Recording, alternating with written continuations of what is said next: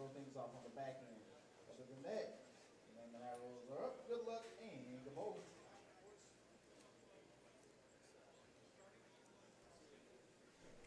Well, hello there, everyone. Welcome back to the 2022 Springfield Doubles Tournament. My name is Mike Flanagan. I'll be your host throughout the afternoon for our B squad qualifying of 7 games. We will take you out to lanes.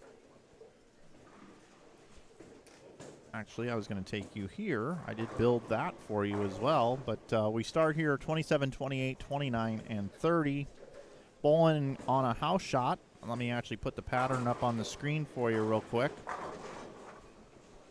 There's the pattern. It's a house shot.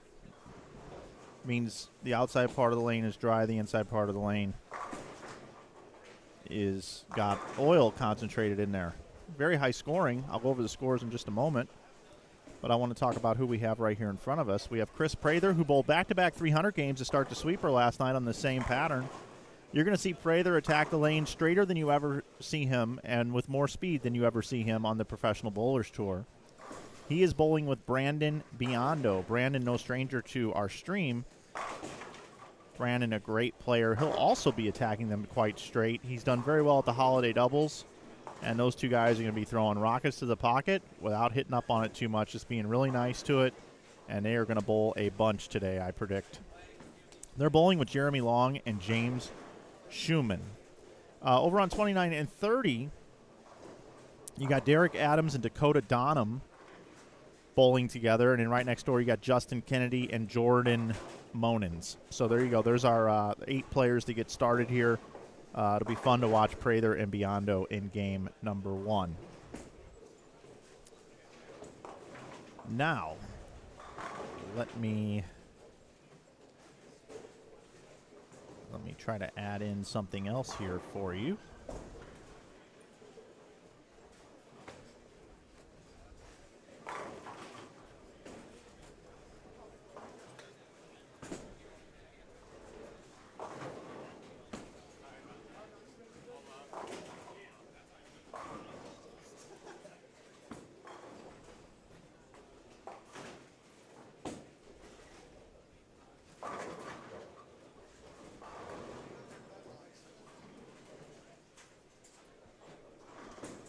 We will see how this plays. Here are your standings after 7 games of qualifying this morning.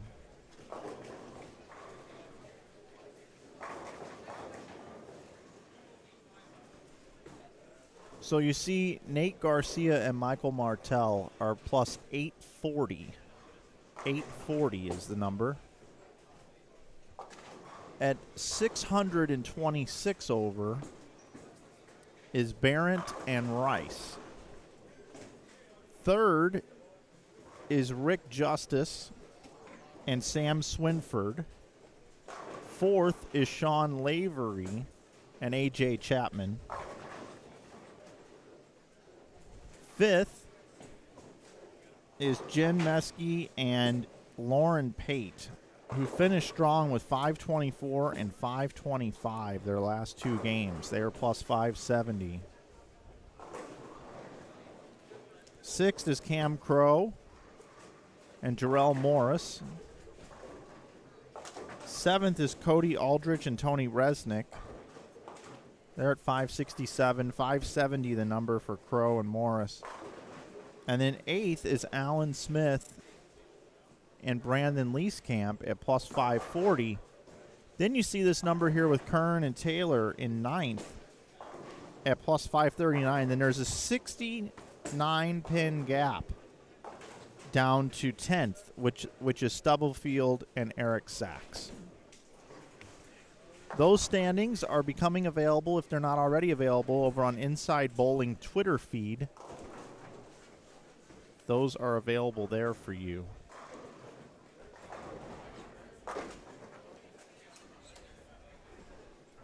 So very high scoring. I mean, if we take the total here, plus 840 for 7 games as a team, if you take 840 and you divide that by 7, that's 120 a game. That's 260 a man. Michael Martell bowled 1855 for 7 games. He's averaging 265. 1855 for Martell. The other 1800s, A.J. Rice had 1802. Cam Crow had 1807. And those were your 3 high in the building. Nate Garcia, the highest right-hander, at 1785.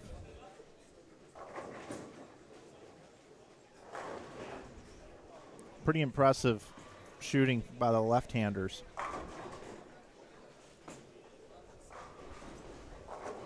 Springfield doubles tournament wouldn't be possible without our great sponsors, as the bowlers compete on this 43 feet in length house shot with 26 milliliters of oil on anvil lane that's about 25 years old.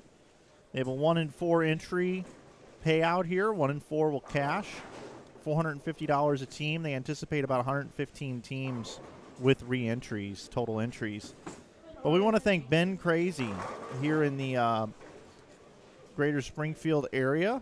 Awesome place to pick up some gifts. Check out Ben Crazy. Also, we want to thank the Greater Ozark Shops. We want to thank the Brunswick family of brands as well. If you're considering a new bowling ball purchase, make sure you consider a Brunswick bowling ball, or a Radical bowling ball, or a Deviate bowling ball, or a Track, or a Columbia 300, or a Hammer, or an Ebonite bowling ball. And also, we want to thank Enterprise Park Lanes, home of the Greater Ozark Bowling Tournament, which is a singles, doubles, and team event, ran every year and has been running for a long time. It's like a Midwest version of the USBC Nationals Open Championship. So we do appreciate being here, and if it wasn't for those sponsors and the support of everyone there, we wouldn't be able to stream this event to you, and the bowlers wouldn't have all that money to bowl for. So pretty cool stuff there.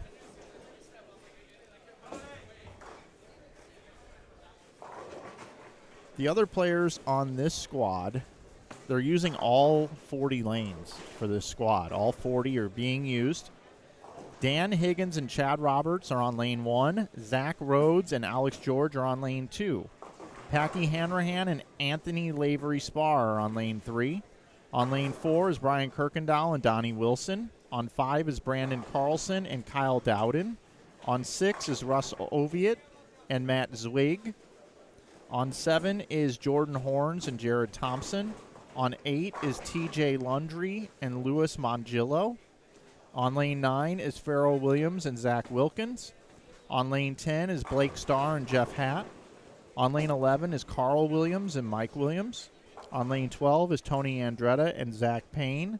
On lane 13 is Anthony Nyer and Alec Keplinger. On lane 14 is Maria Krecky and Andrea Greenwalt. On lane 15 is Eric Kent and Jordan Babcock. On lane 16 is Zachary Birkenbein and Derek Lewis. On lane 17 is John Solirio and Anthony Orstendorf. On lane 18 is Neil St. Amet and Warren Reed. On 19 is Kent Schuffrey and Kevin Mason. On lane 20 is Nathan Rayborn and John Branham. On lane 21 is Ryan Barnes and Spencer Robarge. On lane 22 is Michael Brownlee and Robert Albrecht. On lane 23 is Kevin Williams with Tom Bohannon. On lane 24 is Robert Setier and Wayne Townley. On lanes 25 and 26, we have Eric Wigger and David Reuter, along with Sambo Butler and Jimmy McMartin.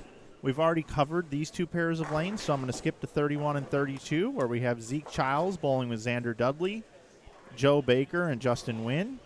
Then on 33 and 34, we have a team bowling without a team, so it's just Woody Woods and Ryan Lofton. On lanes 35 and 36, we have Blake DeMore and Boog Kroll, along with Eric Barnett and Brad Pollard. On lanes 37 and 38, we have Little Ant, Anthony Simonson, and Cameron Doyle. On lane 38, we have Robert Hill and Gloria Hill. And on lanes 39 and 40, we have Michael Holloman with Parker Capra and Mike Dole with Kendall Martin. So we have a loaded squad here. Absolutely loaded squad.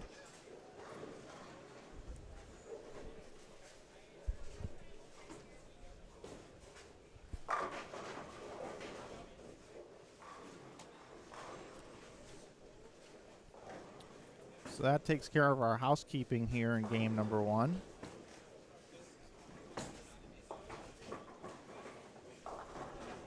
I'm located behind lanes 34 and 35.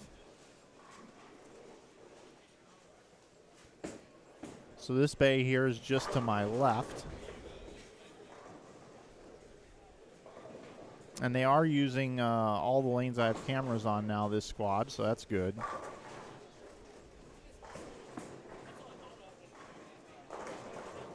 You get a look at Prather here again.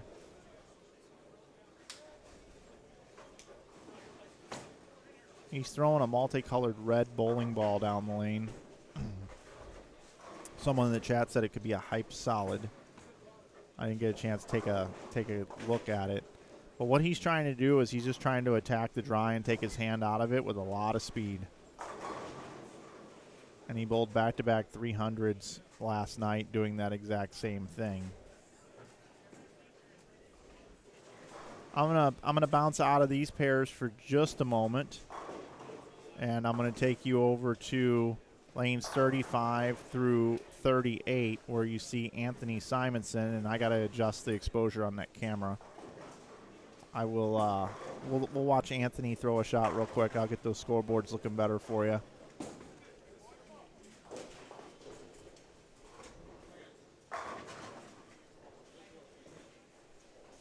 Anthony looking good. He's bowling with Cam Doyle. I'll keep it here. You can watch a shot with Cam Doyle while I adjust the scoreboards.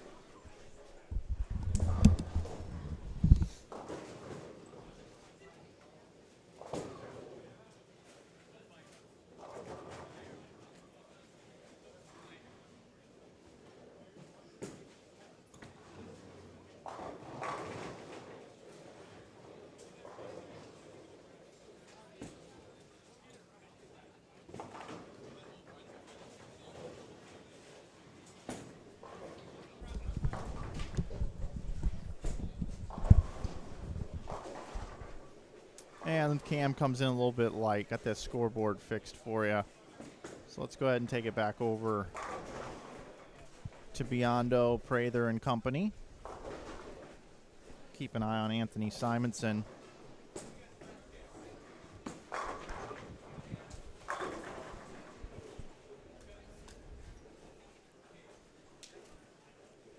Ryan, it is not Sports Shot this weekend, my friend. But you already knew that.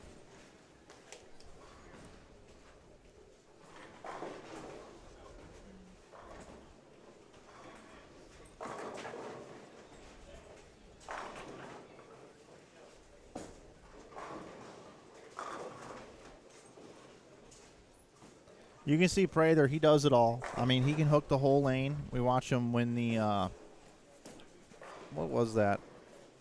What major did he win this year? But he was lofting it over the left gutter cap with soft touch, hooking the whole lane. And then here on the house shot, he's throwing it close to 20 miles an hour, up 10.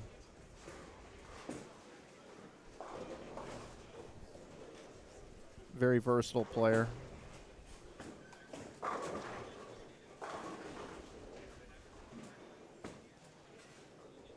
Thank you, Donnie. Donnie says, hey, everyone, let's give Mike a plug for his great products and prices on our website, Inside Bowling. You can save 15% at InsideBowling.com with coupon code YouTube if you'd like to support our stream. Players Championship. Yeah, Prather won the Players Championship playing deep inside.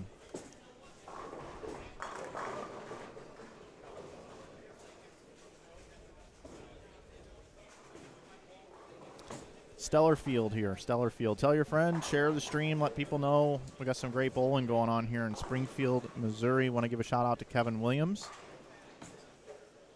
and CT, general manager here, along with the Weimer family, for wanting to host this event.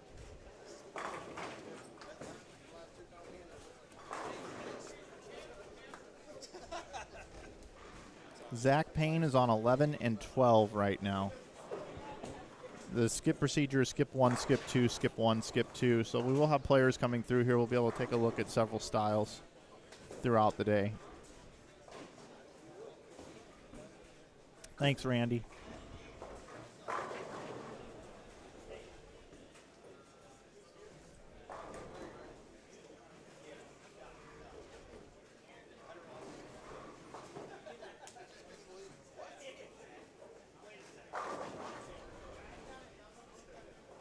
So here is Simonson up on 37. I like to call him Little Ant. That's kind of his nickname throughout the Midwest as he was coming up before he became the, in my opinion, potentially the greatest bowler to have ever graced the bowling lanes when it's all said and done. He's on a trajectory to outpace Belmo because of his age of when he started and his accomplishments thus far. Anthony Simonson may be the most winningest player in the history of the PBA Tour when it is all said and done. He is at least pacing that way. Certainly, he'll give Belmo a run for major titles if he can continue the pace that he's on. And he's bowling with KD, Cameron Doyle. That's our Kevin Durant. They're about the same height, I think. Doyle's been picking up the pace here recently as he has kind of settled into becoming a high-end amateur bowler in the Midwest area as he lives in the St. Louis metro area.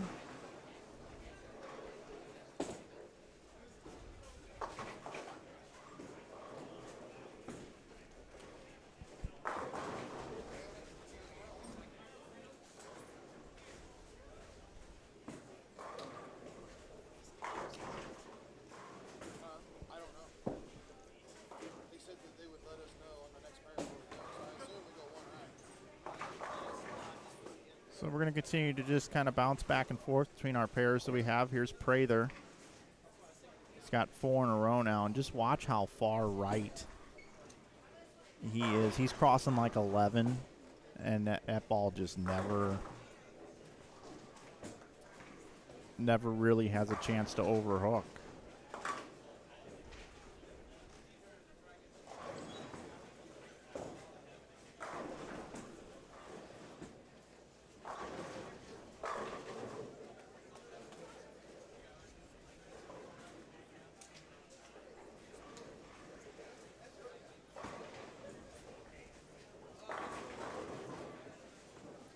As a matter of fact, everybody, let's take a look at Prather's last shot one more time, and I'm slowing it down. Watch this.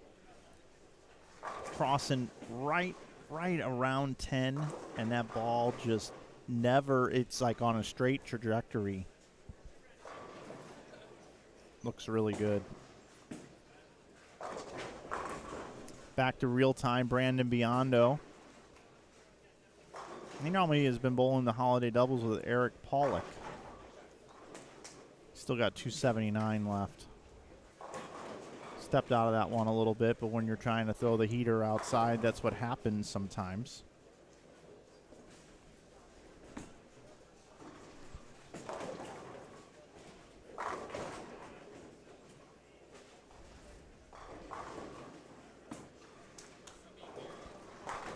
Folks, I don't know what ball that is that Prather's throwing. I could go walk over there. I'm on 34. I'll find out for you. I've had multiple requests. I'll go find out.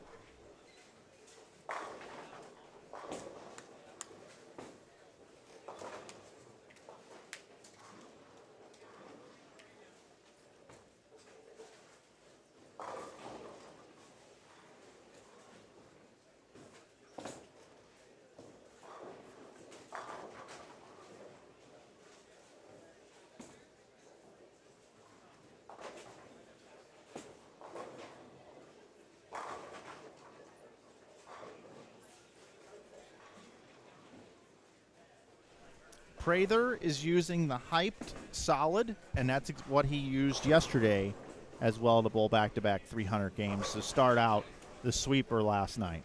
Hyped solid, folks. There you go. That's what you get here. Ask and you shall receive. Now go buy my merch. No, I'm just kidding. But I'm not really. I kind of am. Am I kidding? No. No, I'm not kidding. Go buy the merch. What else you want? That's what I should do. I should start putting in. You want to know what any player, you want to ask a question to any player directly? Go into the super chat. You can pay $5, and I'll go up and ask any player anything you want to know. $5 tip. How about that? I'm kidding, but I'm not kidding. Glad you're with us, though, here. We've had really good participation. Had a nice, active chat. I'll tell you, I streamed a couple weeks ago up in Iowa, and the chat was not very active. This chat's active, and I like it. I like what Dave Justice says. Prather's taking lessons from Liz Johnson. Well, kind of true. Playing the same area.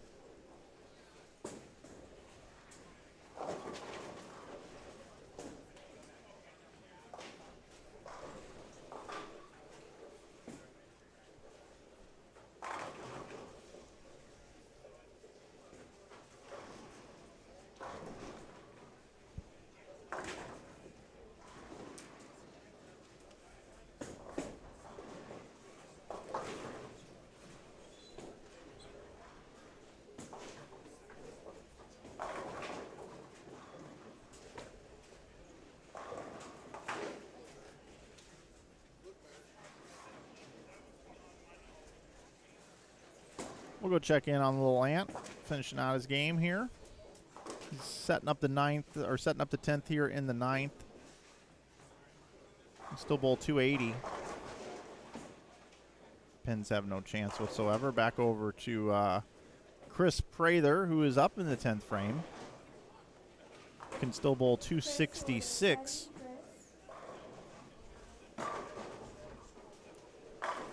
We had 194 posted for Derek Adams. Dakota Dunham bowled 259.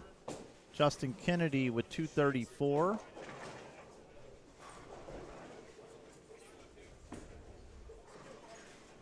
Jordan Monins had 246, so a 480 start for those guys.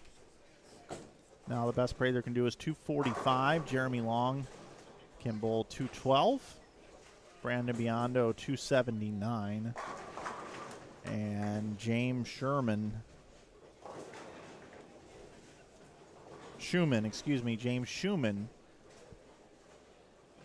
can bowl 259. Be interesting to see if Prather wants to make a ball change here on a fill just to get another look with another ball. I don't know if he really needs to, but that is what he's going to do.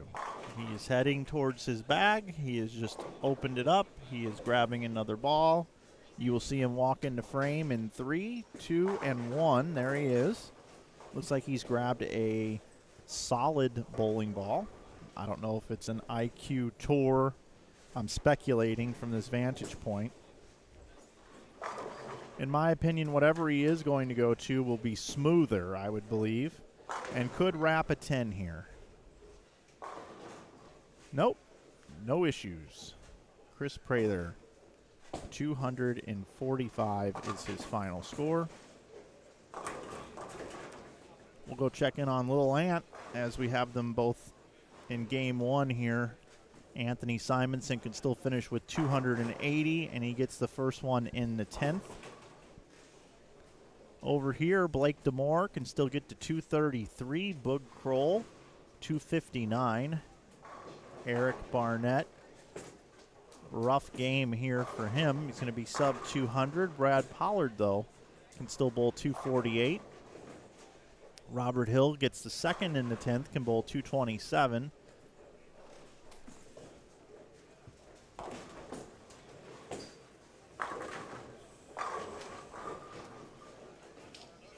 Gloria Hill can finish with 235. KD can finish with 266. Lil Ant throws it through the break point there, leaves the washout plus the 6-pin, otherwise known as the super washout or the PBA washout. So 265 the max.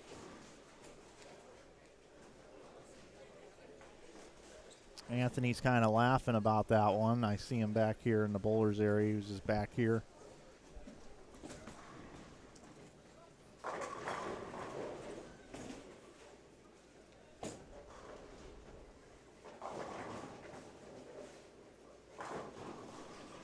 I don't have any sweeper results from last night, Ryan. Sorry about that.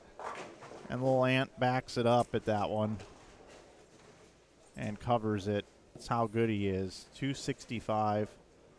We'll stay here to finish out with Kroll, Pollard, Doyle, and Hill.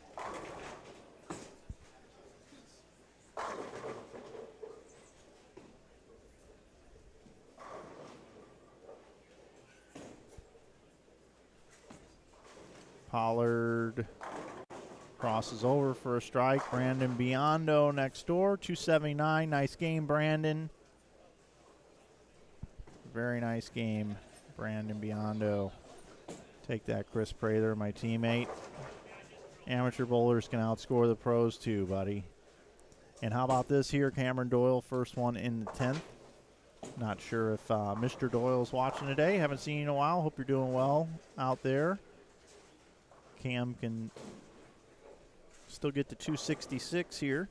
Be a nice start, 265, 266. How about both of them? How about he leaves a single pin on his fill so they can both bowl 265 and walk away holding hands? What do you think? They're going to make the flip. They're going to go all the way down to the low end from here.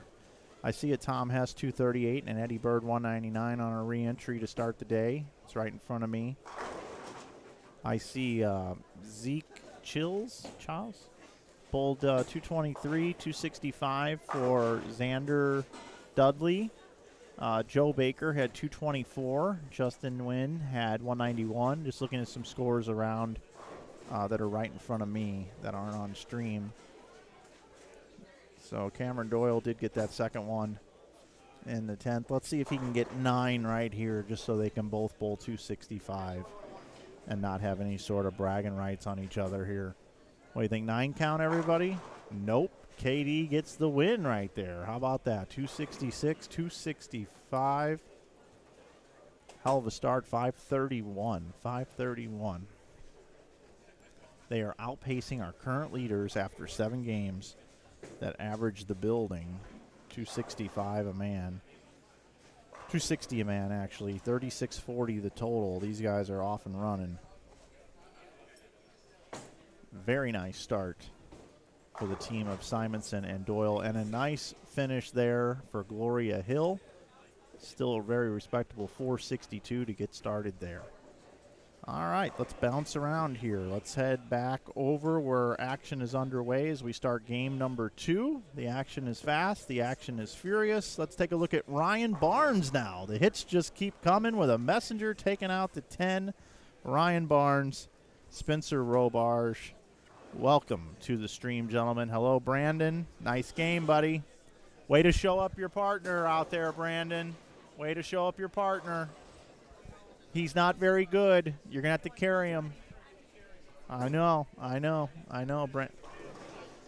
That's right. Brandon's moved over to 33 and 34 with Prather right in front of me here, which is always fun, seeing those guys.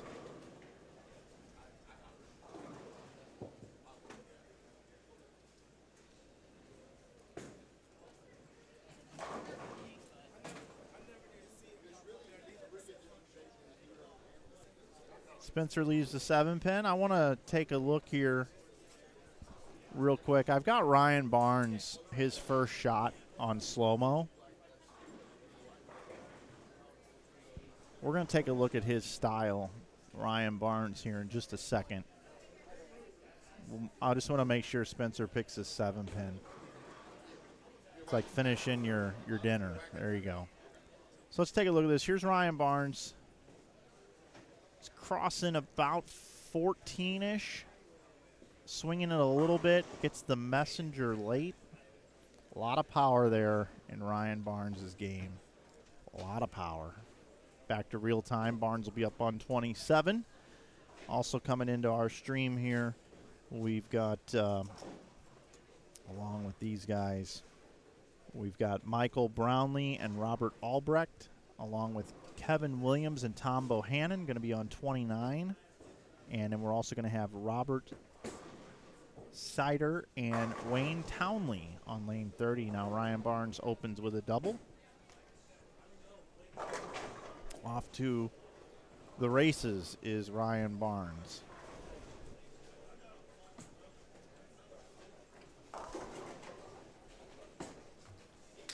This is a great, great squad to watch. If you're in the area, you should just log offline and get up here. Plenty of scores, plenty of 300 games.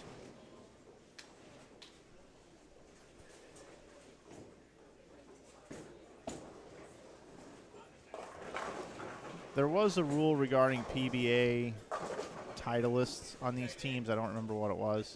You can go over to Facebook and check out Springfield Double Shootout page, and I think there's a lot of the rules and information over there. I'm not real sure on that. Oh my goodness. We got to watch that again. That was pretty bizarre. What an oddity that was.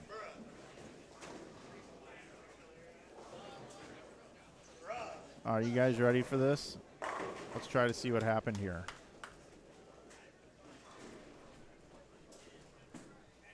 Michael Brownlee. We'll see if he picks the 10 pin first. Actually, this needs to be reset, right? What am I thinking? All right, so let's watch this again. All right, watch this shot. Here we go. Everything's looking okay, and then whoa, looks like a thumb or something fell out, but then he hits the pocket. Oh, and wraps a 10 pin.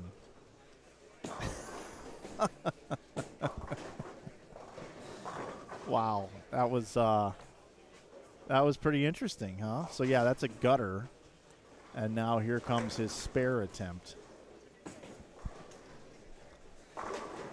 The crazy things we see in bowling. You know it's a house shot when you can throw it in the gutter and it still comes back. You know they're soft then. And there you go. That's how you take care of that. That's a gutter spare, ladies and gentlemen, and you just saw it live right here on Inside Bowling.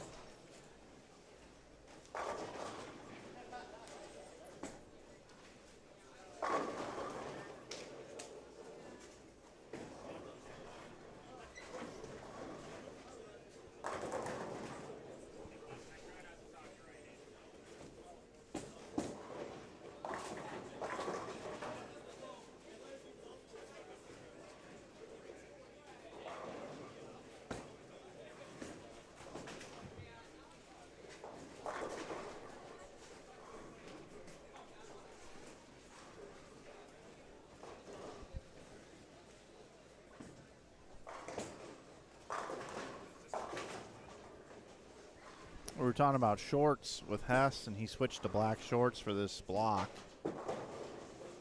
which is nice. But Kevin Williams with the powder blue shorts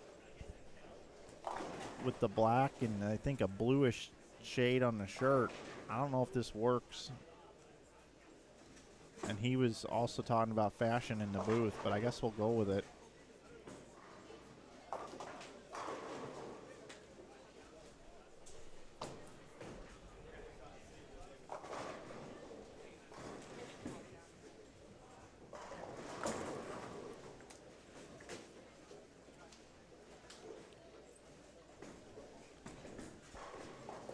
Folks, I got a little housekeeping to do here.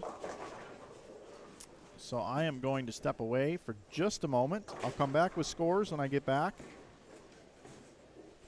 Enjoy Spencer Robarge, Ryan Barnes, Kevin Williams, and the rest of the bowlers right here in game number 2, lanes 27 through 30 at the 2022 Springfield Doubles Tournament. I'm Mike Flanagan. I will be right back.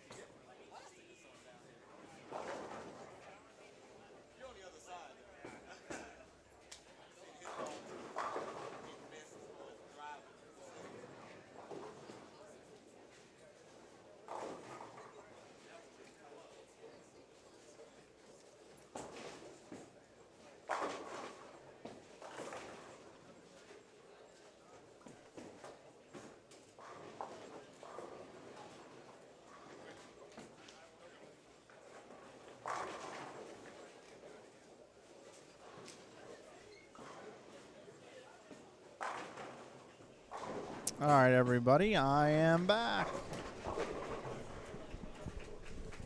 I know you missed me. You say, only hear what I want to, and don't listen hard. Don't pay attention to the distance that you're running to anyone, anywhere. Don't understand, I'm only hearing negatives. No, no, no, no. I turn the radio on, I turn the radio off. Then I'm singing my song. Lovers in love and the others run away. Lover inside cause the other won't stay. Missed you. I did miss you guys. Missed you all. Boy, I am sure happy to see Michael Brownlee not throwing it in the gutter with a thumb insert issue.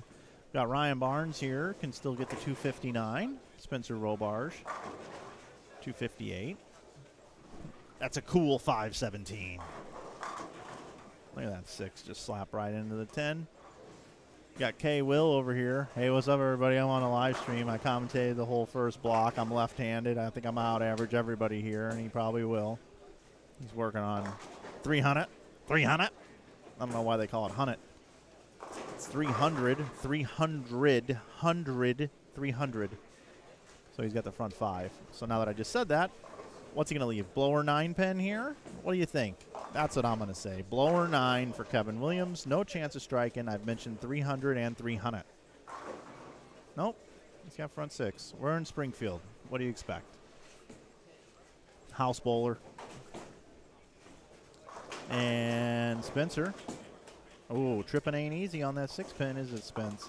Look at him. He kind of knows it. By the way, I've said this a few times. Spencer Robar is going to be a multi-time titleist on the PBA Tour. I believe Spencer Robar is going to go on to a Hall of Fame career on the PBA Tour. I know it's way early, but I believe he will be a left-hander that we will be mentioning down the road, probably when I'm in a nursing home, as up there with one of the greats of all time, like a Parker Bone and Earl Anthony and Mike Albee.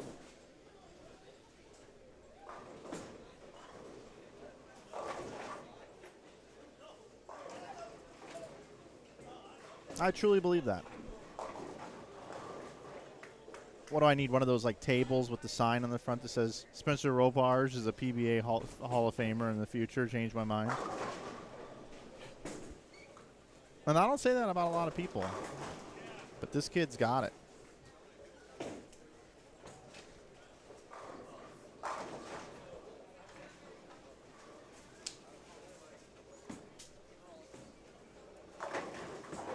Look at Barnes strike in the 4th frame.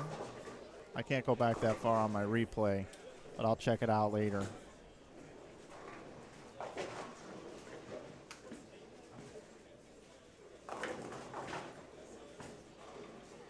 Let's go, Brandon, in the chat. Jeez, you should come back and start bowling. You should. If you don't think you can compete with the youth, well, just don't bowl against them. Join some scout out like a men's league or something in your area where the talent is weak, and just go dominate them all. You can find places where you can be the strongest person in the field. Go bowl some league or something. If you're afraid of competition, you're afraid of youth, bowl with a bunch of old people or people around your age, or start your own thing. If you're 43 years old, start a league where you got to be between ages 41 and 47 to get in the league. Organize it, run it. Why not?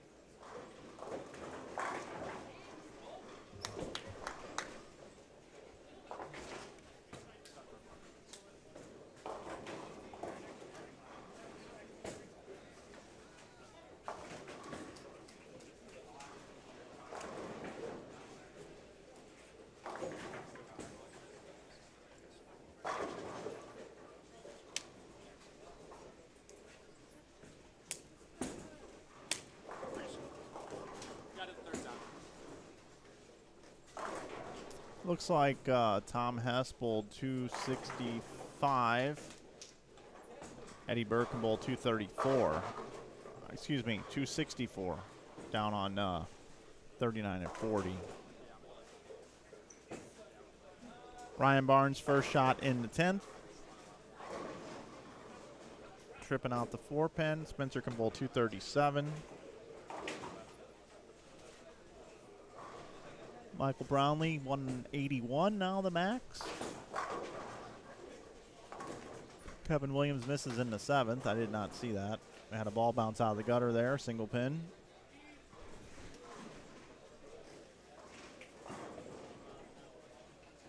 In case you missed it, Michael Brownlee a little bit earlier had a thumb problem. Watch this, everybody. Thumb comes out right there. Uh-oh. But it bounced out of the gutter. And then he wraps the 10.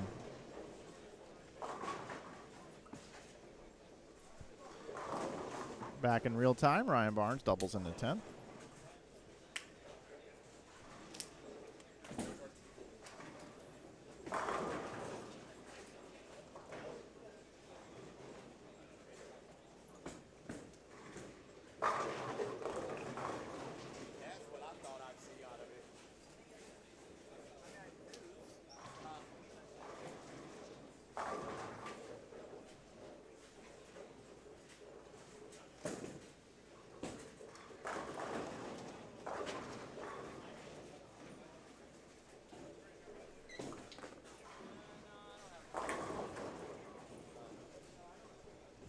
And it looks as though I do have scores after the first game.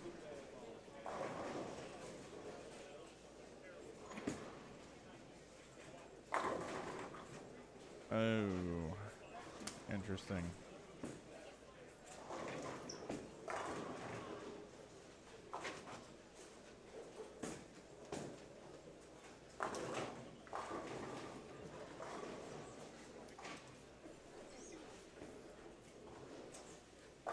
I don't have scores after the first game.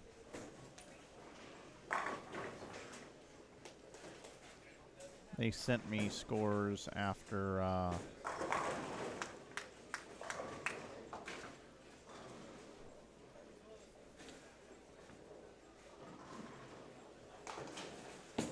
looks like after the first block.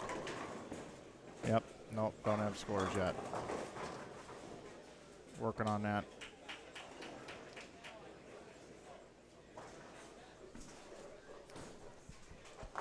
So Barnes and Robarge, 259, 227 the max. Brownlee, 181. Still get the 254 here for Albrecht. Nope, not going to be there. It's going to be in the 240s. He had 254 left. Kevin Williams can still bowl 266. Tom Bohannon, 244. 183 for Robert up there. And it looks like Wayne can finish with 237. I'm going to go talk to tournament office, see about getting after game one scores for you.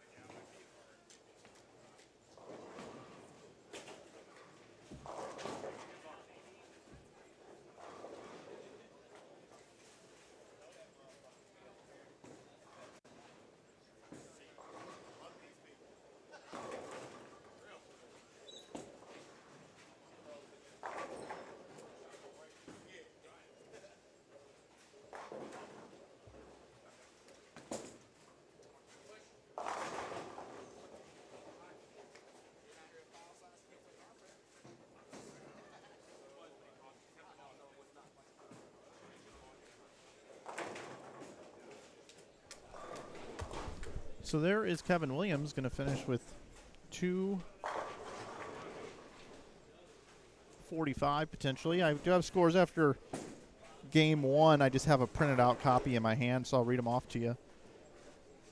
Got Zach Birkenbein and Derek Lewis opened up with 547. Anthony Nyer and Alec Keplinger had 533.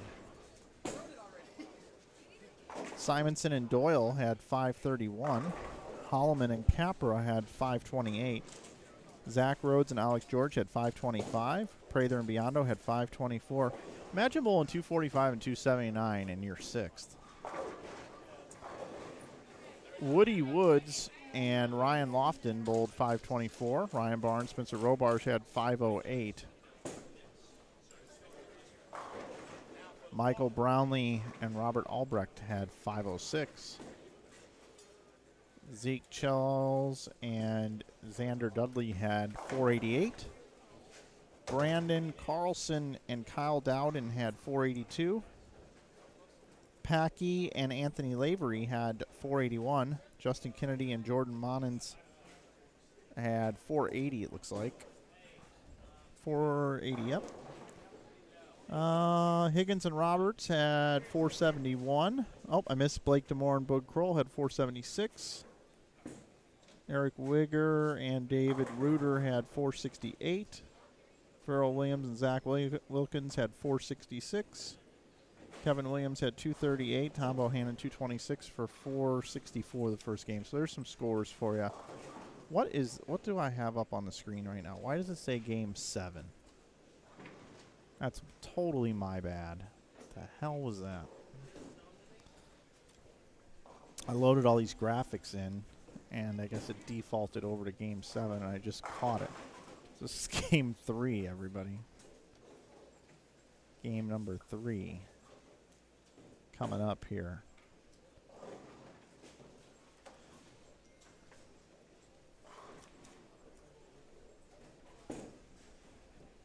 Okay.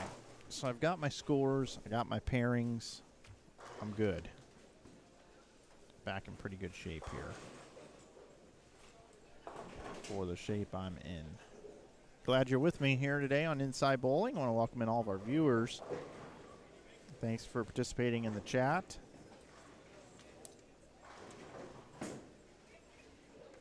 We'll have another squad for you coming up today at 6 p.m. 6 p.m. Central Time. Let's see. Gus had a football play. Tell me what it is, Gus. Donnie, all right. Dean, what's up? They're bowling on house shot. Yep, I fixed the 7. I fixed that. Can our Cards make a comeback? Jim Ward wants to know. Well, they can't pull their starting pitcher out, giving up no runs and nobody on base with 75 pitch count in the 5th inning. I'll tell you that. That can't happen today. Yeah, the Cardinals can come back. It's a 3-game series for a reason. I don't want Pujols to bat second. I think they should go like Edman, Nootbaar, or Nootbaar, Donovan.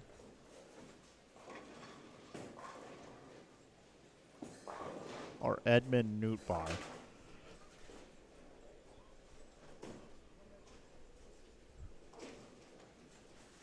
That double play Albert hit into was an absolute momentum killer also in the last game. I don't know. Game's on at 7:30 tonight. 6:30, I mean.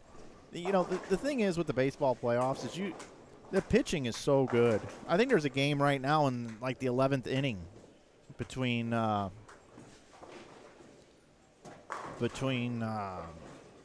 Seattle and Tampa Bay and Cleveland right now, I believe.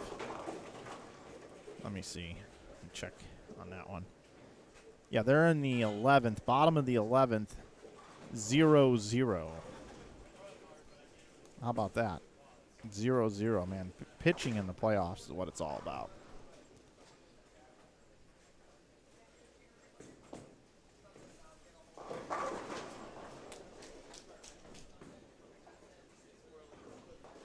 And here we go. We've got we've got our leaders after game number 1 here. We've got Jordan Babcock and Eric Kemp, but we've also got Zach Birkenbein and Mr. Lewis here.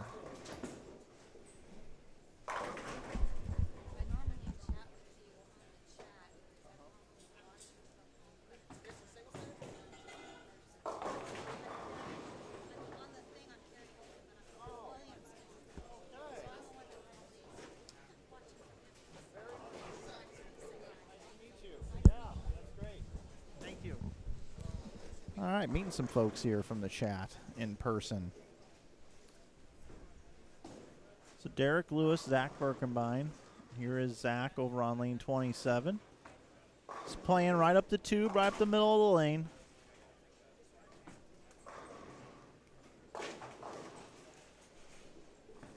Again, these guys bowled. Zach had 278 the first game, and Derek Lewis had 269 the first game. They led after game one at 547.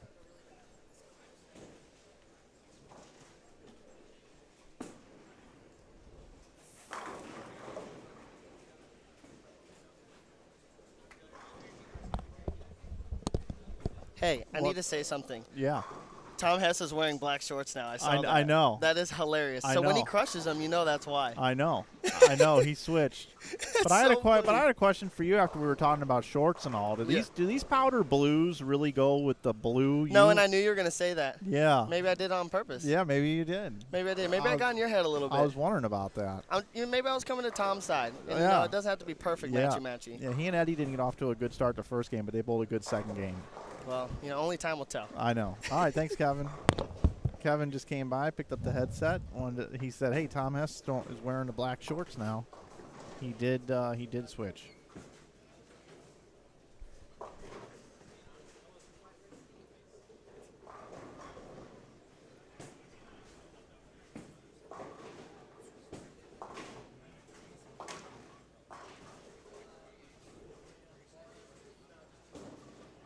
Gus Thanassilis says, "Hey, everybody, take Oregon over 70 points tonight. Easy total winner." 70 points, huh? 10 touchdowns. So you got to have an 11th or a field goal in there, huh? Well, we'll keep an eye on that. What's up, Patrick Martinez? Glad you're here. Welcome. We got a nice little stream going here today in Springfield. Little place called Springfield.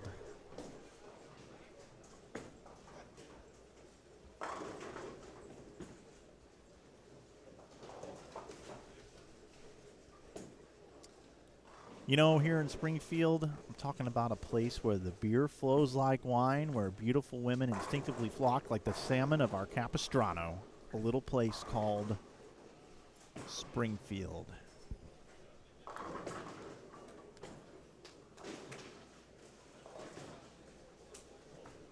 That's what I'm talking about, Harry.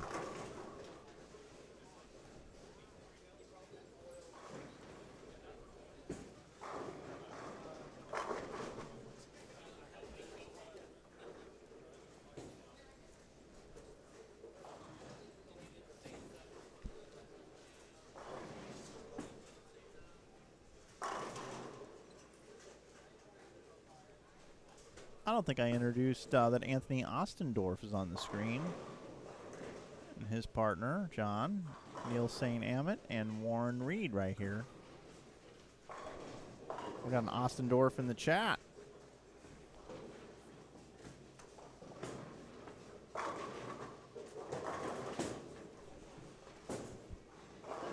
Brendan YouTube, pretty low chance of that, my friend.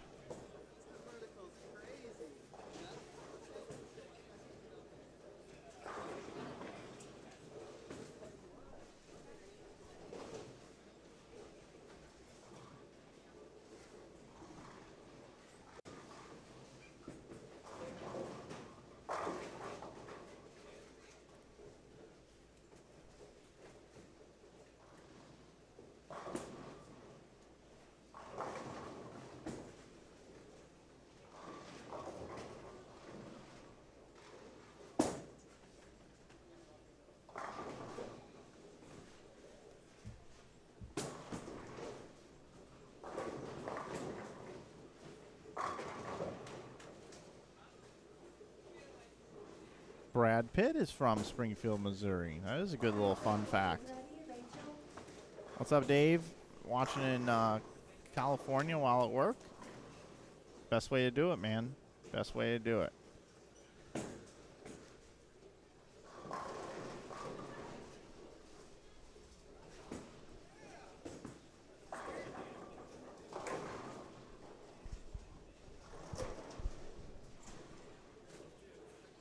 I'm going to take a small walk. I'm going to walk the bowling center real quick and take a look at what is happening down the low end for a minute. See if I can gather any information. I'll be right back here with you.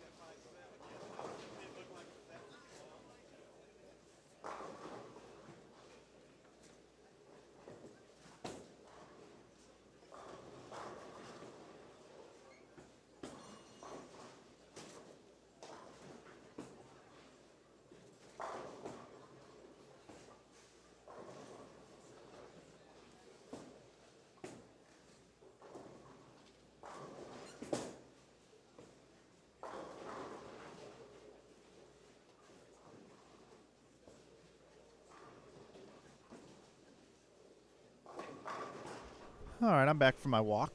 I had a chance to visit with a few people and just kind of see what was going on the low end. There are no 300 games on the low end possible this game. Just wanted to see if there was anything odd happening on the low end since we're using all the lanes now, and didn't see anybody's talking about anything in particular that was odd. It's just everything's pretty normal throughout the whole house. So what you see here in these bays is similar to what you see down the low end. Not really seeing a whole lot of difference pair to pair. Of course, there's a puddle in the middle and they're dry outside, so it's kind of difficult to have it play real difficult pair to pair. It's not like you're following weird traffic or anything like that, so.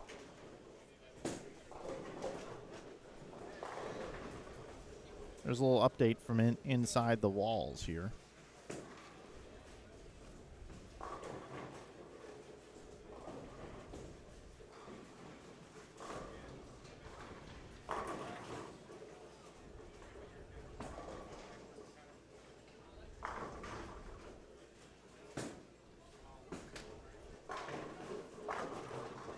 Tom kept the same jersey on, Sue.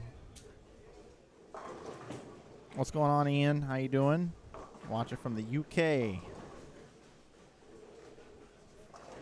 They're bowling on a house shot.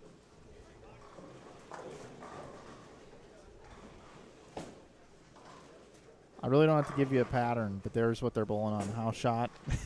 43 feet in length, 26 milliliters. There's your lane graph.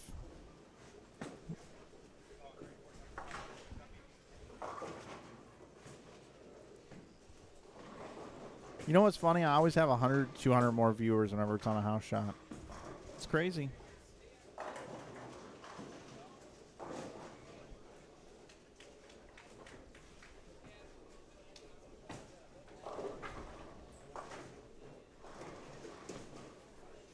Anthony Nyer just missed the 7-pin over on 26 right there.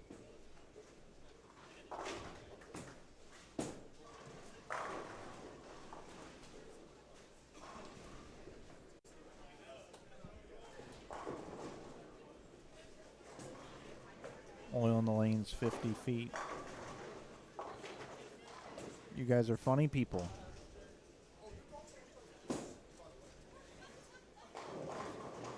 Chad Roberts and Dan Higgins, I was watching them down there. They were, pacing like 230. Thank you. CT, my man, bringing me some scores. I've got some scores here now. Let's see if I have them in my inbox. And if I do, maybe we'll go over them together. Looks like we might have some score skis. Oh, yeah. We've got scores, everybody. You guys want to see scores? What in the world happened to my... I had a screen share. Okay. We'll go with that one right there. Sorry, I got to do some of this stuff on the back end. Oh, now it suddenly appears. Got to make a little adjusty here. There we go. Blow that up.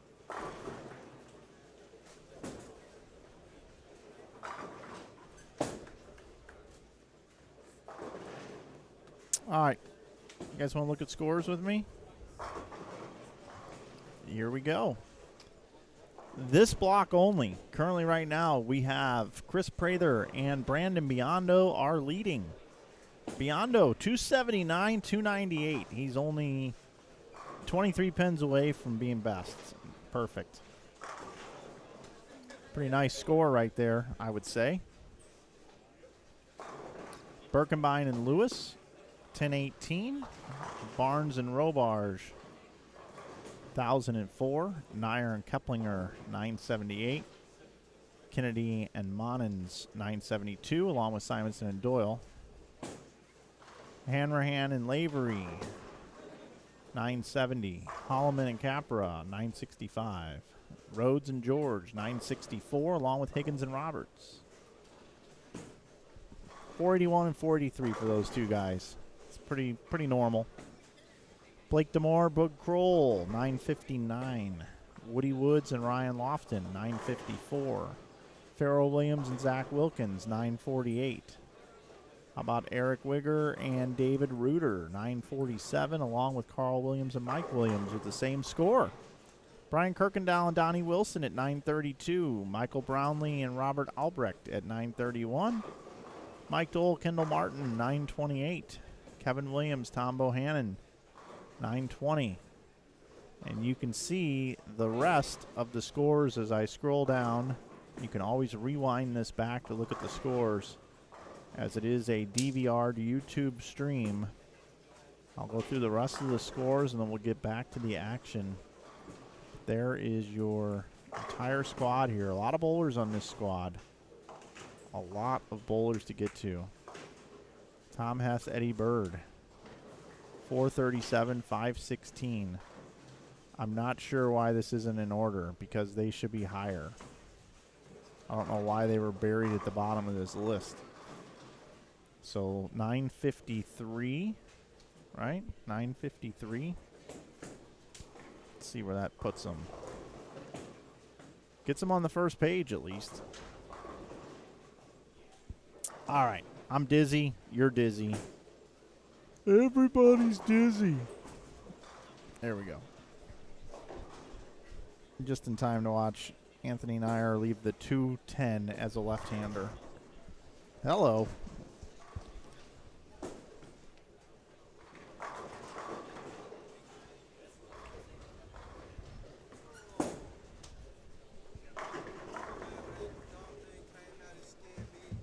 I have it. Yeah, I was done for the whole game. Do you want to see it?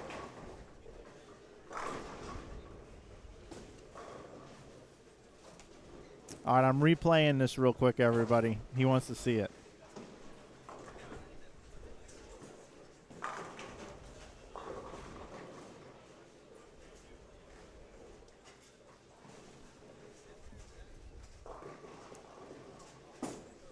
Is that crazy? After that, I was scared that no other ball was going to come off, so I was done for the game. Yeah, you can't let it bother you. You got to set the line. I know. Go get him, man.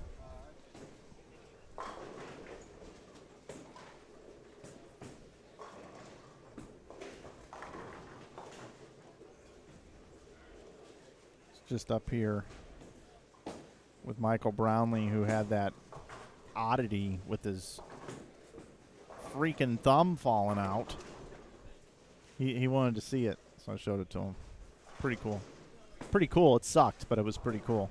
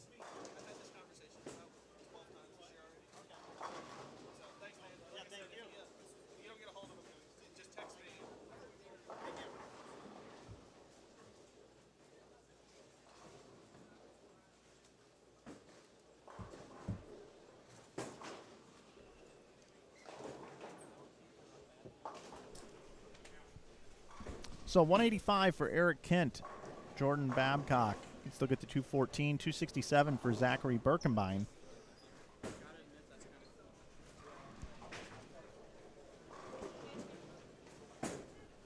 Derek Lewis can still get to 265. These guys bowled 547, 471. Looking to bowl 530 this game. John Solario can still get the 268. 223 for Ostendorf. Neil St. Amit can still bowl 258. And 246 for his partner Warren Reed. A lot of scores here.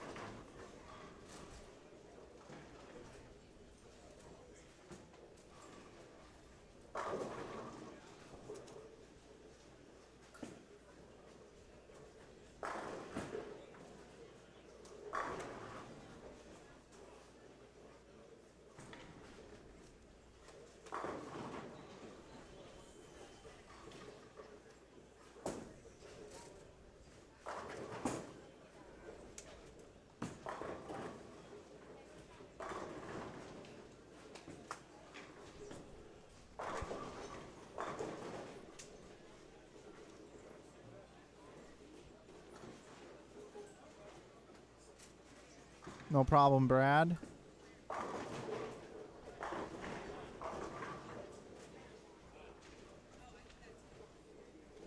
Yeah, bottom right should tell you game number 3. Very nice.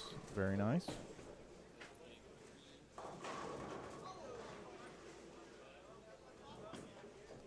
.267, 251. That's a good score. 518.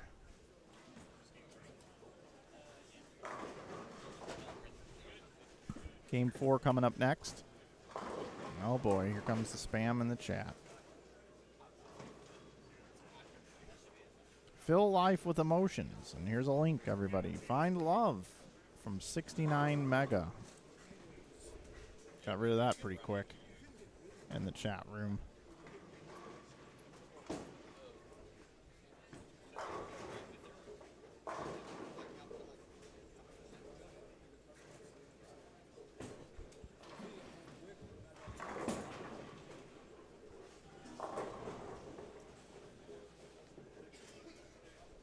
Folks, again, I want to thank our sponsors, Been Crazy here in the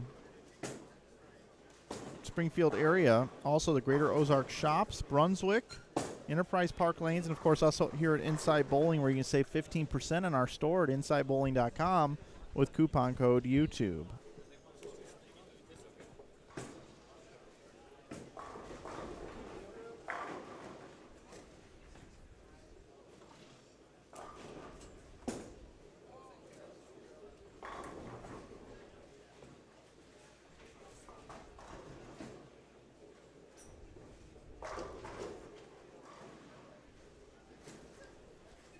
Huh.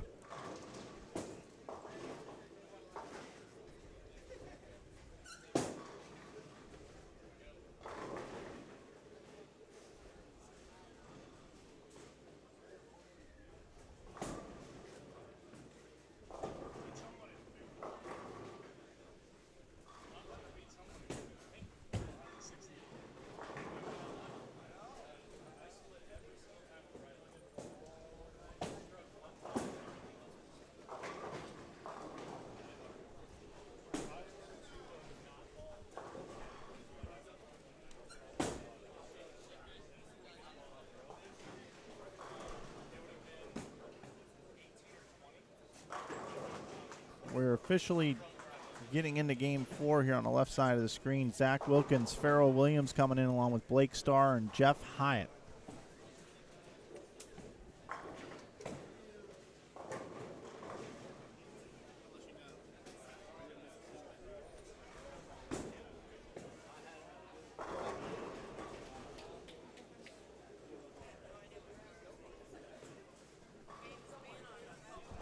Coming in next to these guys is going to be Carl Williams, Mike Williams, Tony Andretta, and Zach Payne for Game 4.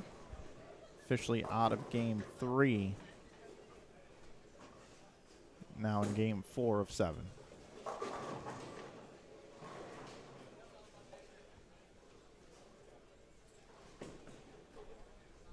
Farrell with the double.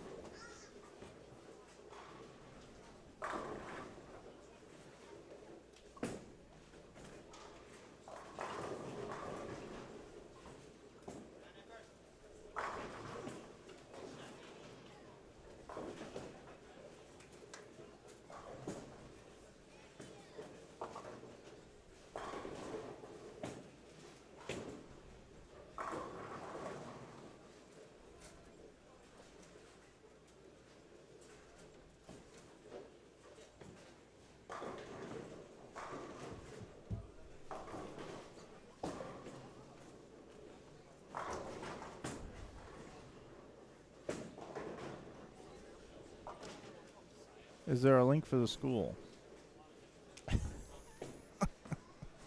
Surprised Brad and Kyle aren't here. Kyle is still kind of dealing with some back issues. Brad's winning poker tournaments. Yeah, Faro is pretty good, Cassandra. No doubt about it there.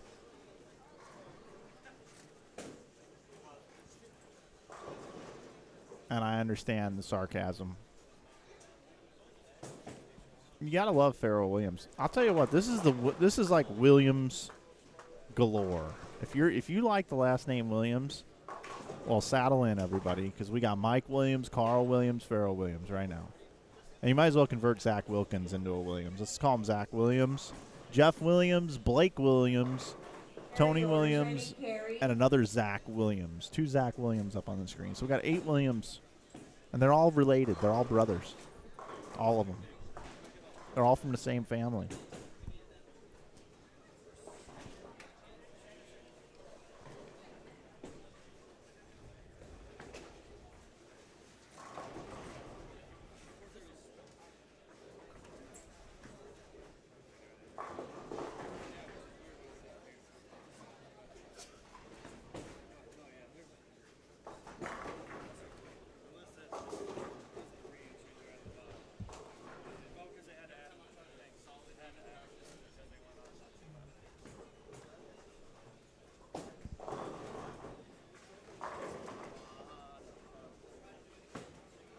Kyle was going to bowl with Packy, but he is having some back issues, I believe. No, he doesn't miss.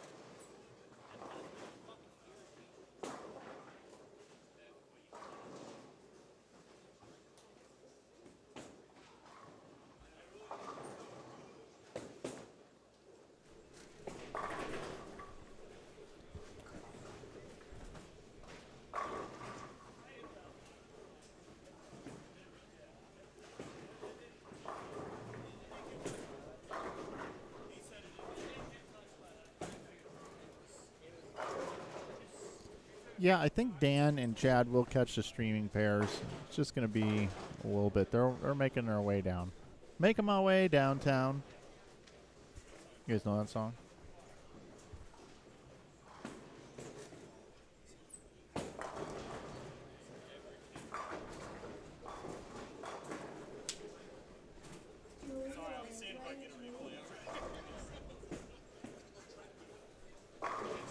Making my way downtown, walking fast. Faces pass and I'm homebound. Staring blankly ahead, just making my way through the crowd. And hey, chat. And I need you. And I miss you. And now I wonder if the stream could fall into the sky. Do you think that time would pass me by? 'Cause you know I'd walk 1,000 miles if I could just see you tonight. Well, we're going to see each other all night long. All night long. Lionel Richie. I won't go into that one. All right. Should have a Game 3 update coming. Should be here any time now. Check my inbox. Almost. Almost here.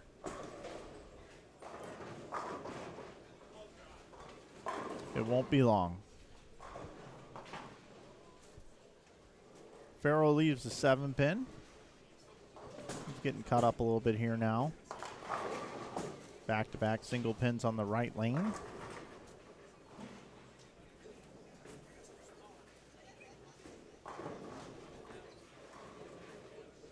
Wilkins is... The thing about Zach Wilkins, he's from Canada. And he, for a period of time, he like doesn't bowl. And it takes him like a couple months just to get back in the rhythm again.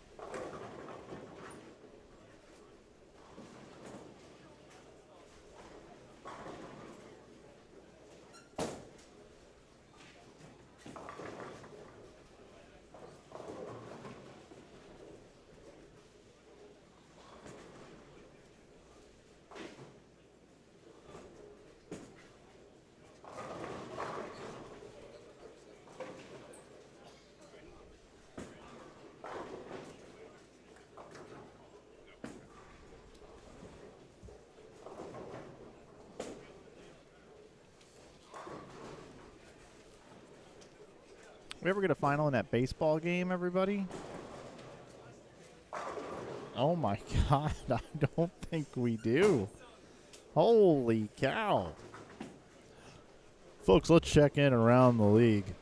Let's head out to Cleveland, where the Guardians lead the Tampa Bay Rays in the series 1-0. It was a 2-run homer yesterday that barely got over the wall for a 2-1 win in a gym pitched by Shane Bieber. Today, folks, we're heading out to Cleveland right now for an update out there in Cleveland. Let's send it out to Saul Rosenberg. Saul, what do you have? Yes, hello, hi. Right now, this has been a real barn burner out here. So right now, the game has a score of goose egg to goose egg. That's a 0 versus a 0. We have one out in the top of the 13th. Right now, S. Hentages is pitching to Jay Siri. He's a center fielder for the Tampa Bay Rays. He has actually come into the game. He's the center fielder. He's 0 for 4. And currently right now, it's 2 strikes, 1 ball right now. 0-0. There's been 3 hits. 3 hits for the Rays in 12 innings and a third. And through 12 innings for the Guardians, there's been 4 hits. Only 4 hits so far for the Guardians. They saw Tristan McKenzie pitch 6 innings, 8 strikeouts, no earned runs. Then Karinchak came in, Stefan came in, Clase came in, Sandlin came in, Morgan came in. Oh boy, De Los Santos came in, and now Hintages is in the game. No runs given up by that staff. Over on the Tampa Bay side, Glass now pitched 5. Glass now pitched 5 innings, 5 strikeouts, no earned runs, obviously. Then we had Fairbanks come in, then Adam, then Rasmussen, then Clevenger, then Armstrong, and Raleigh. And currently right now we have no score. It's playoff baseball. It's 47 degrees in Cleveland. Back to you, Mike. Thank you very much, Sal. Greatly appreciate the update there from Cleveland. Wow, sounds like Sal on the ground. He's been snoozing there. Hope you got a nap in, Sal.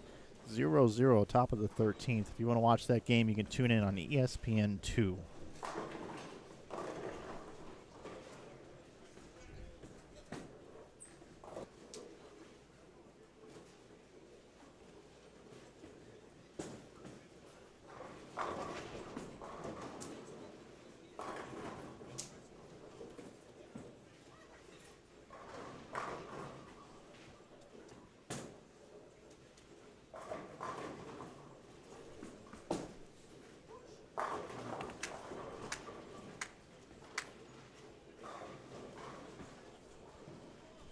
Thank you very much. Spam is gone. Appreciate the help there.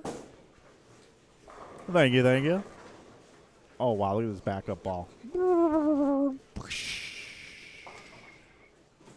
There you go, Zach. And thank you, Cassandra, for the update here.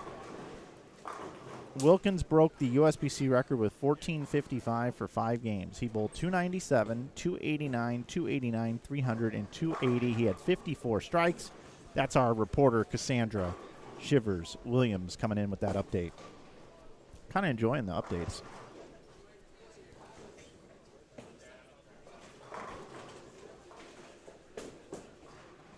Sal Rosenberg. Sal Rosenberg out here. Oh, I have an update from Cleveland. What do you have, Sal? Well, we're in mid-13th. It's the mid-13th. Can you imagine? This is 0-0.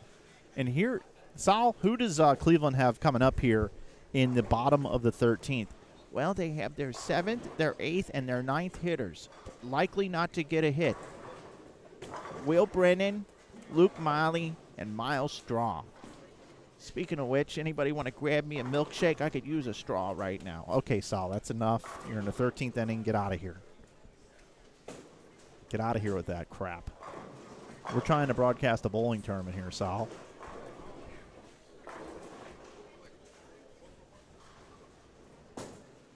Farrell Williams at missed makeables. Going to eat at him, I'm sure. But he's got 227. Blake Starr can bowl 268. Be in the 260s with a strike here. 4-pin. That's a 2-1 left. Carl Williams. Man, everybody named Williams is bowling good. Scores everywhere.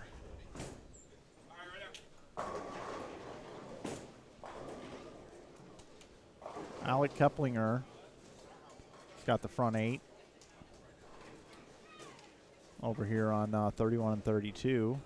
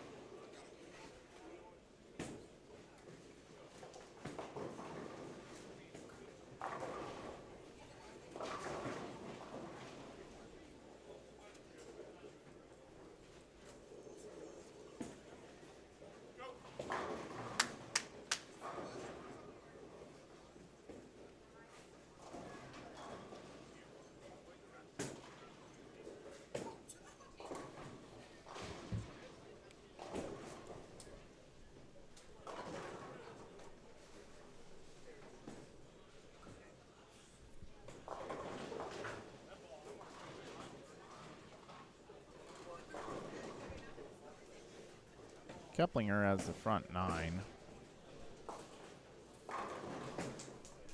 He is on lanes 31 and 32.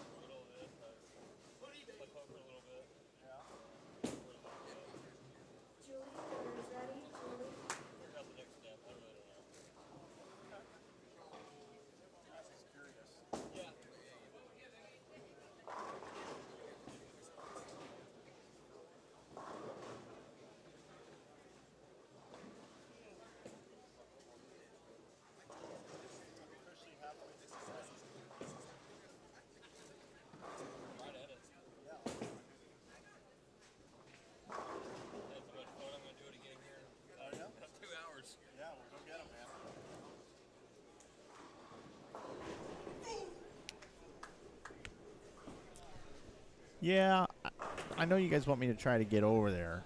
I kind of can. Kind of can. Let me see what I can do.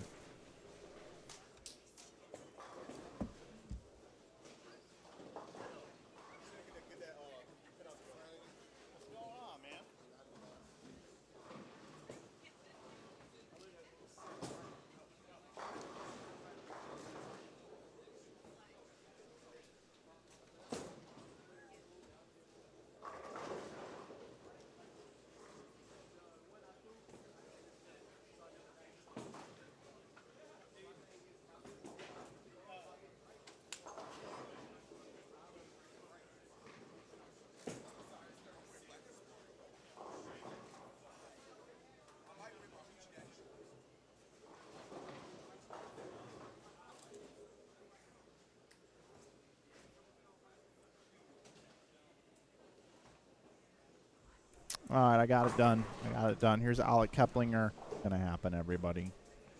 There he is. There's Alec. Nope, 10 back. There's front 10. 238 that game, so they could bowl 538. I'm just warning you, this camera does not like to be unplugged. It's running on battery right now, so I hope it stays. This is my booth cam. Alec looking for the front 11.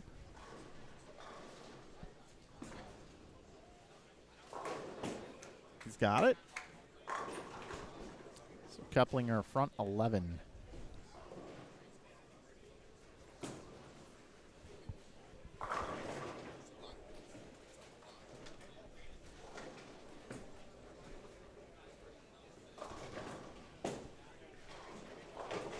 I'll even try to man it for you. So here we go. Alec Keplinger.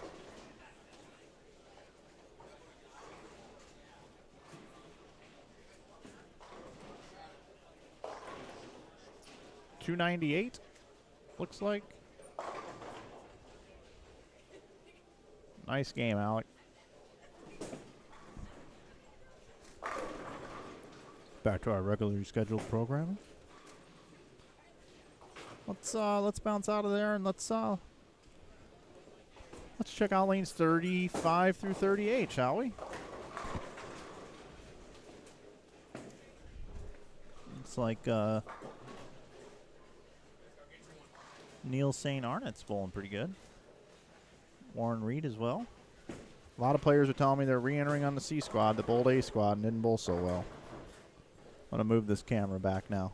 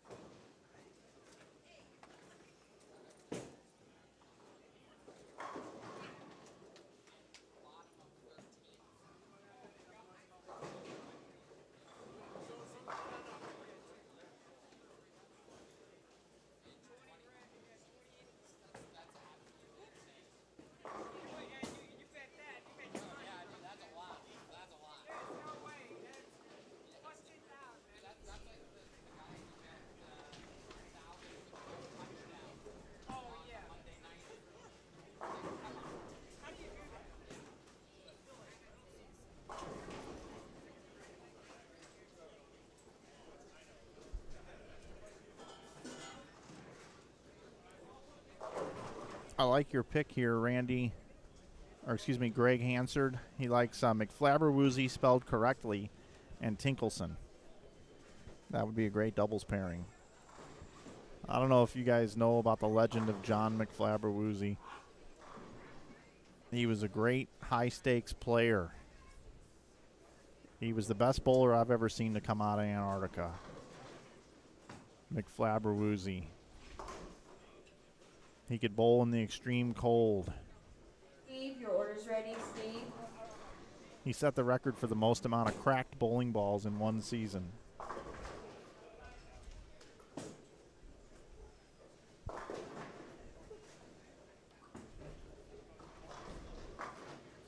Ah, yes, McFlabberwoozy. I will remember him for many years. Many believe he is not dead because he is frozen. His entire body is frozen. And they say every once in a while, if you visit him in Antarctica, you will see his eyes blink in the ice cube that he is. McFlabberwoozy was one of the best bowlers I had ever heard about. Never got a chance to watch him bowl, but from what I understand, he was a very good high-stakes player from Antarctica. McFlabberwoozy. Now, Tinkelson, on the other hand, that guy, he bowled in the extreme heat. Came straight out of the Sahara. Everybody hated bowling with him because he tracked sand all over the approach everywhere he went. But you want to talk about a guy whose bowling ball hooked at the arrows and just stopped? Oh, that was Tinkelson. All that sand all over the ball. It just hook stopped. He got so good at it, though. He bowled on. He made Shark look like Cheetah with the way the condition of his bowling balls and the amount of sand he would bring with him. Oh yes, Tinkelson.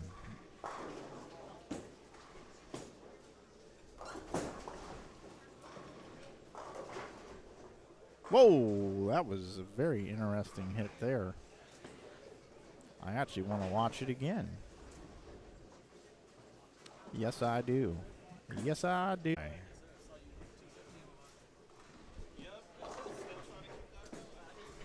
All right, well, that's game number 4 there. Jeffrey, your order's ready. Bowling with Anthony Lavery, Spar.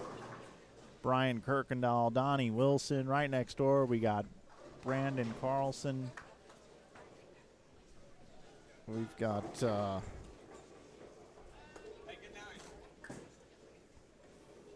Kyle Dowden, and then Russ Oviatt and Matt Zwig. So there you go. I know some people were asking for Russ. Where's Russ at? Well, there he is. And there's the Paxter from the House Bowling YouTube channel. Packy Hanrahan.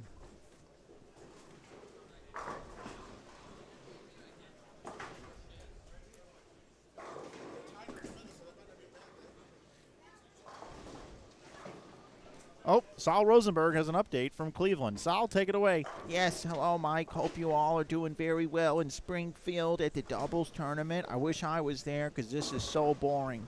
It's like watching paint dry here in Cleveland. The Guardians and the Rays are now headed to the top of the 14th. No hits in a while. I'm freezing cold, and they're not selling beer anymore past the 7th inning. Back to you, Mike. Okay, Sal, thanks very much for that update. We'll keep an eye on that Cleveland Guardians game along with the Tampa Bay Rays. The Rays looking to come back in that one and force a game 3. Of course, Cleveland, they can win it today, and they can move on in the Major League Baseball playoffs.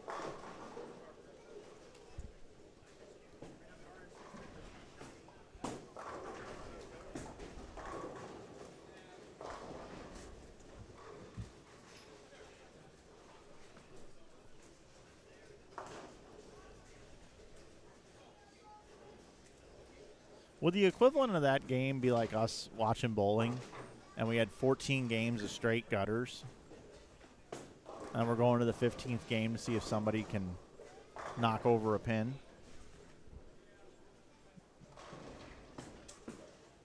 I think so. I think that's pretty similar.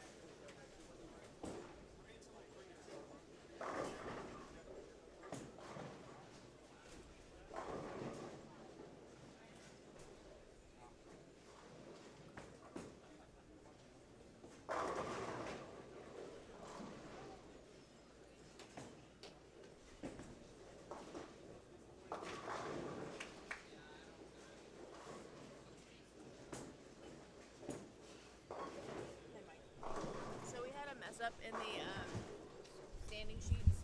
So that's why I haven't brought you one yet. Yeah. So I like no, I haven't looked at it. And yeah, so what it's doing is adding their first squad and second squad, but it hasn't been 100%. Like they're not even part of it. So waiting on CT to figure out how to fix that. Okay. And then once we get it fixed, I'll bring you. No problem. I just wanted you to know why you had got one. Thank you. Yeah, they were just letting me know why I haven't got score updates in a little bit. They're having an issue with the software with the re-entry scores.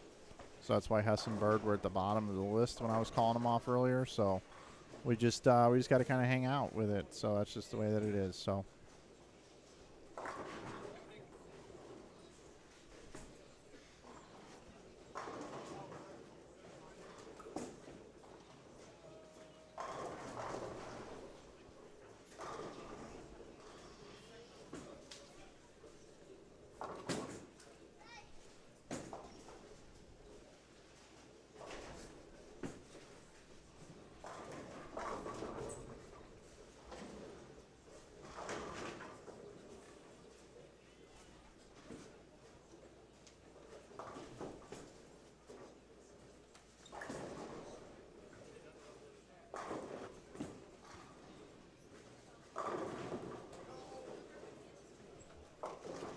You're right, Scott.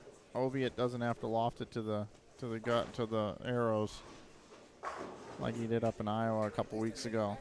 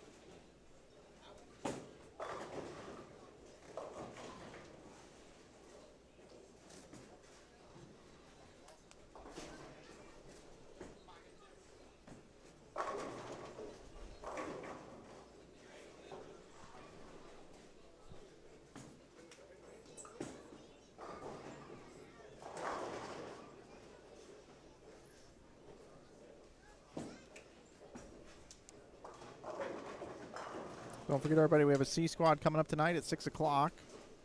And, yeah, we'll get you some scores from this squad as soon as I can get some. They're working on that right now.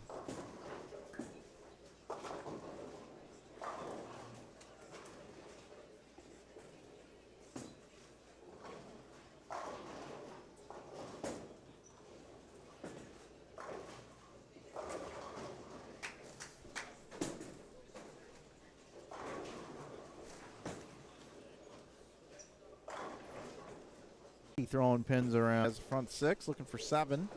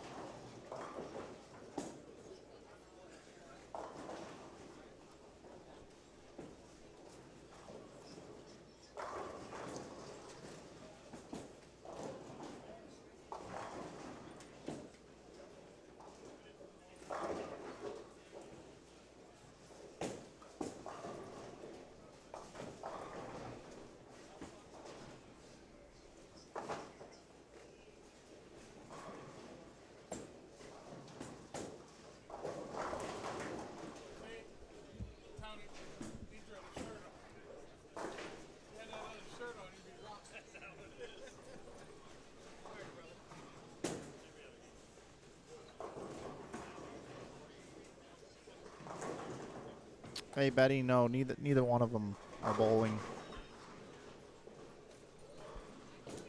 Anthony Lavery picks the 2-8, so 278 now the max for him. Donnie Wilson can still bowl 279. Kirkendall 239. Looking around here, Alec Keplinger can still bowl 259. Anthony Nyer 279. That's over here to the right of where I am. I do have some cameras on that. We can keep an eye on that.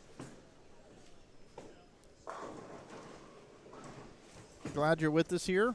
Appreciate it. Don't forget to support our sponsors. Bin Crazy, which is a store that sells bins of new goods here in the Springfield area. Make sure you check them out if you're in the area. Greater Ozarks Pro Shops, Brunswick, and the family of brands, Enterprise Park Lanes. And, of course, our YouTube stream is brought to you by Inside Bowling, my website. We do have a team of folks that put out content on YouTube, also on our Instagram, Twitter. And if you'd like to support what we do here, you can check it out over at InsideBowling.com. Our merch that we have is available. You can save 15% with that coupon code.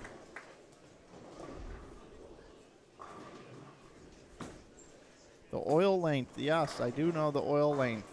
It is a house shot, 43 feet, 26 milliliters of oil. And that's all I'd like to say about that.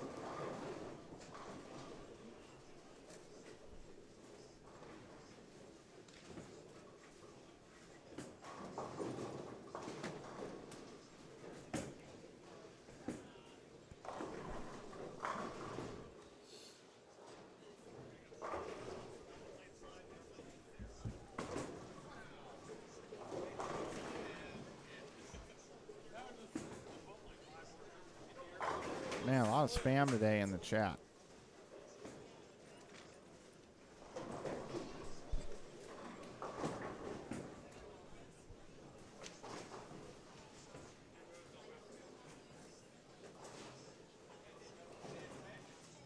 No, the arrow's pointing the opposite direction, guys. So, question in the chat about whether or not they're bowling on the wrong lane.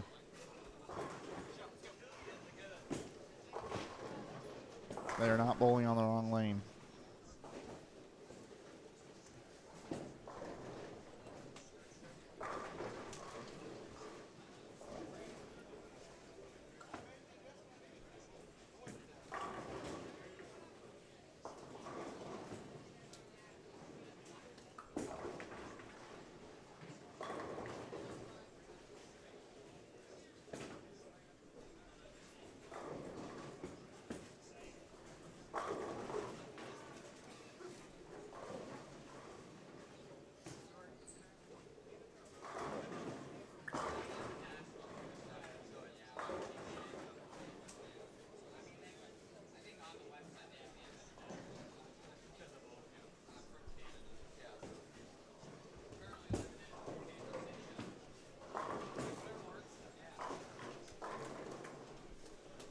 I'll switch over there in a moment to Maria.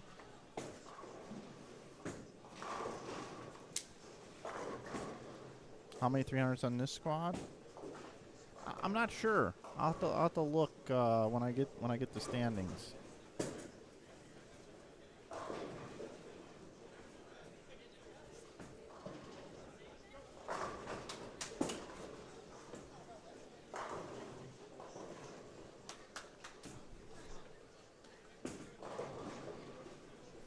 $7.10 in the 10th frame for Anthony Lavery Spar. Let's see if he can pick this one up, and then we'll bounce out of here and head over to lanes 35 through 38.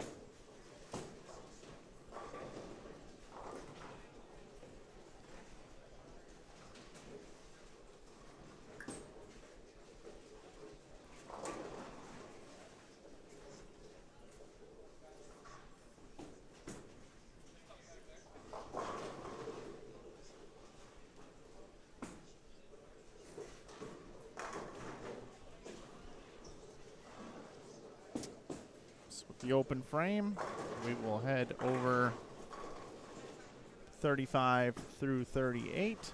Carl Williams, Mike Williams, Zach Payne, Tony Andretta, Anthony Nyer, they're the Ginger Assassin.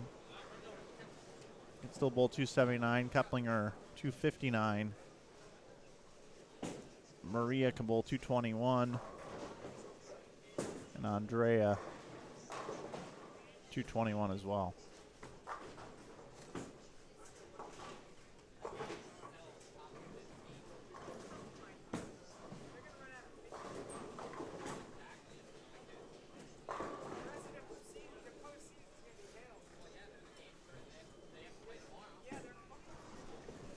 I do not have scores yet.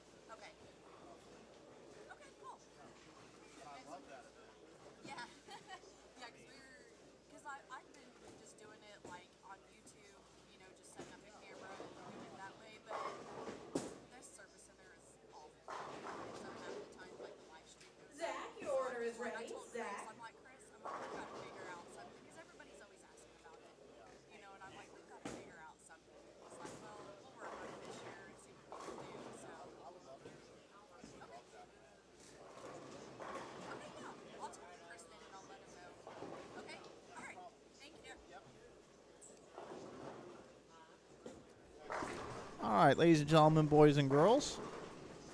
It looks like I got some information here on scores. I have a printout at least, which is very nice. Very, very nice.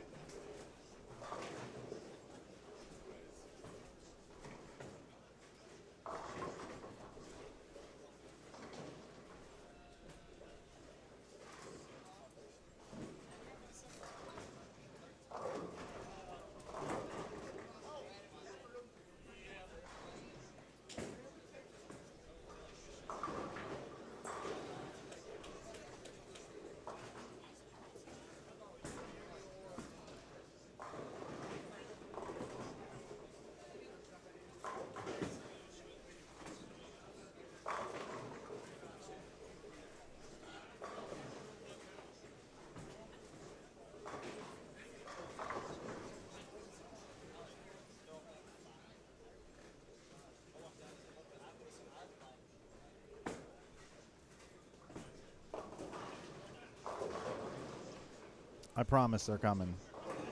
They are coming. Working on it.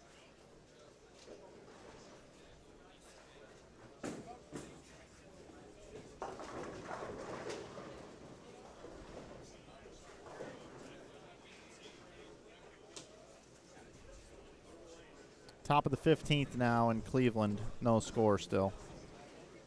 I know you all are very concerned about that baseball game as much as I am. Okay, here's our scores, folks, through 4 games. How about Birkenbein and Lewis? They are 416 over. 388 over is Ryan Barnes and Spencer Robarge. Listen to the consistency here, Barnes and Robarge. 508, 496, 493, 491. Every game has been lower, though. Isn't that weird? Tom Hess and Eddie Bird are third. 437, 516, 525, 505. Hanrahan and Lavery are in fourth at 1957. So it goes 2016, 1988, 1983, 1957 for Hanrahan and Lavery. Higgins and Roberts now, they bowled 546 the third game. They're at 1938. At 1929 is Simonson and Doyle. Through 4 games, they're 965 and 964 apiece. Simonson with the 1 pin advantage over Doyle. Then it's Nyer and Keplinger at 1923. At 1908 is then Holloman and Capra. Kevin Williams and Tom Bohannon. Tom Bohannon just bowled 290 in game 4. They're at 1904. Prather, listen to this. Prather bowls 245, 248, 157, 190. He's bowled 840. Brandon Biondo's bowled 279, 298, 237, 225. Wow. So there's some scores for you. Yeah, it's the shorts for Hess. You're absolutely right, Sue.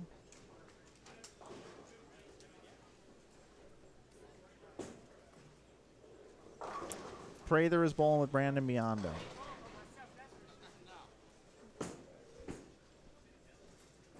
I'm going to... Well, no, I'm not. No, I'm not. Not going to do it. Be right back.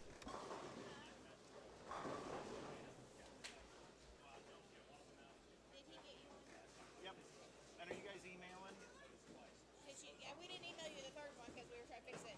I'll make sure she emailed you. Oh, I see it now. I see it. I was like, I'll make sure she has it.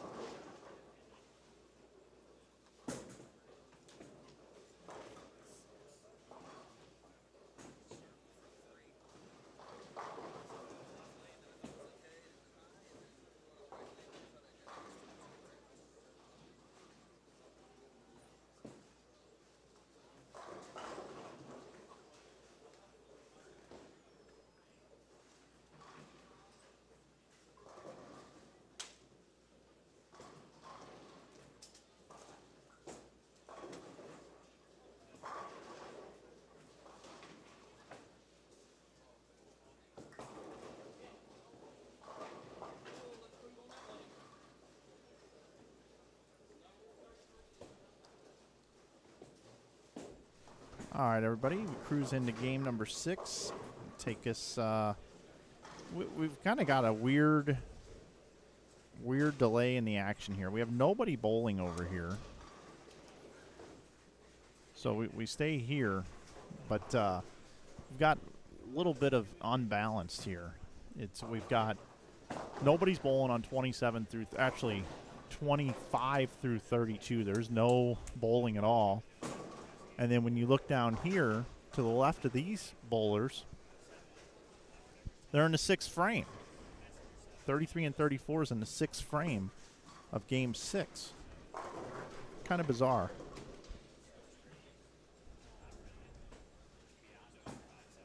Baseball game's over, huh? Guardians walking off. Tampa Bay is done. Let's send it out to Saul Rosenberg with an update from Tampa.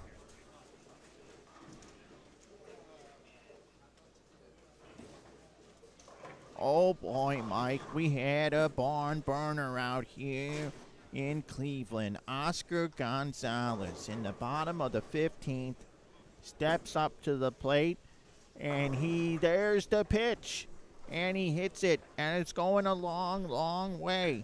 Oh gosh, oh boy, it's out of the park. Cleveland advances. Guardians win. I'm going home to take a nap.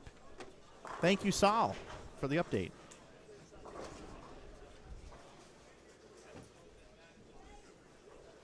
Crazy.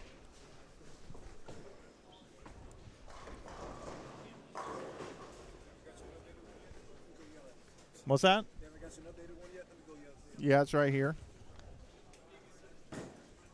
That's for this squad. That's all for A.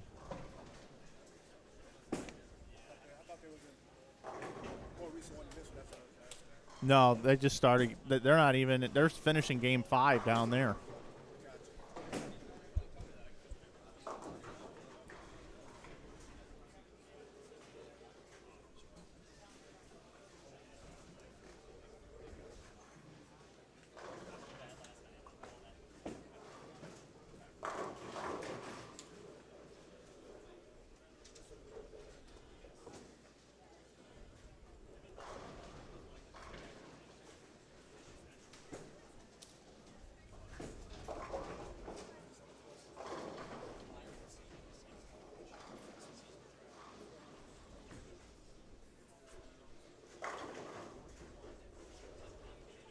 So we've got the one team here that's bowling alone, which is Woody Woods and Ryan Lofton.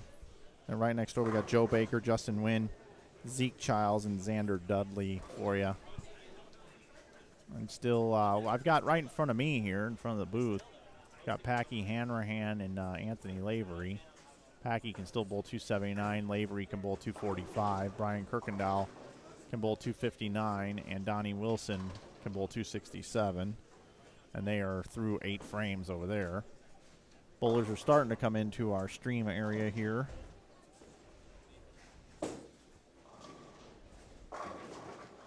We're getting there. Had a pretty big break there.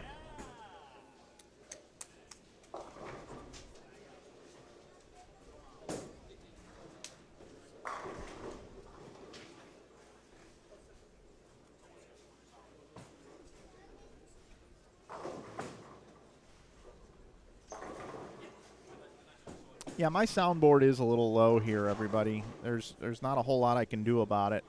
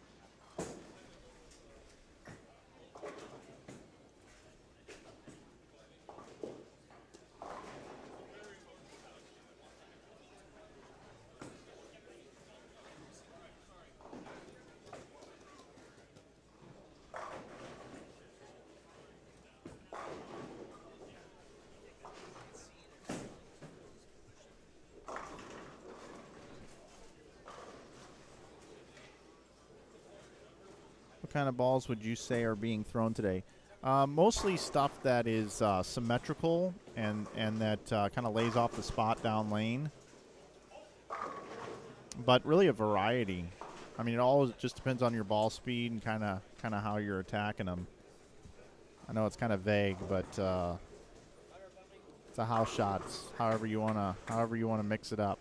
All right, I'm taking you over to lanes 27 through 30, where we have Anthony Simonson, Cameron Doyle, Robert Hill, Gloria Hill, Michael Holloman, Parker Capra, Mike Dole, and Kendall Martin for you here in game number 6. Also, our Twitter link has been updated, and the scores are updated after game number 4 if you want to go check that out.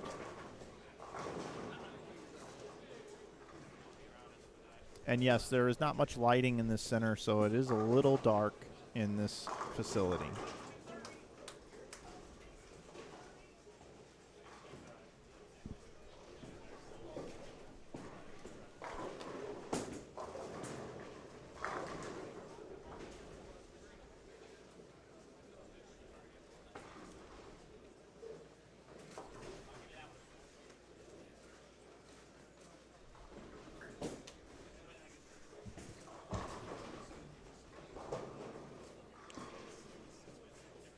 So again, if you're just joining us, it's the 2022 Springfield Doubles Tournament. We had 7 games of qualifying this morning for the A squad, and leading that squad are Michael Martell and Nate Garcia.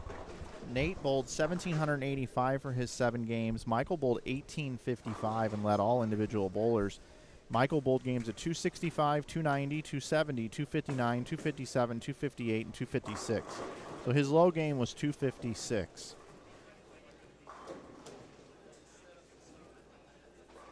Second was Barrett and A.J. Rice. A.J. Rice bowled 1802. Tim Barrett had 1624.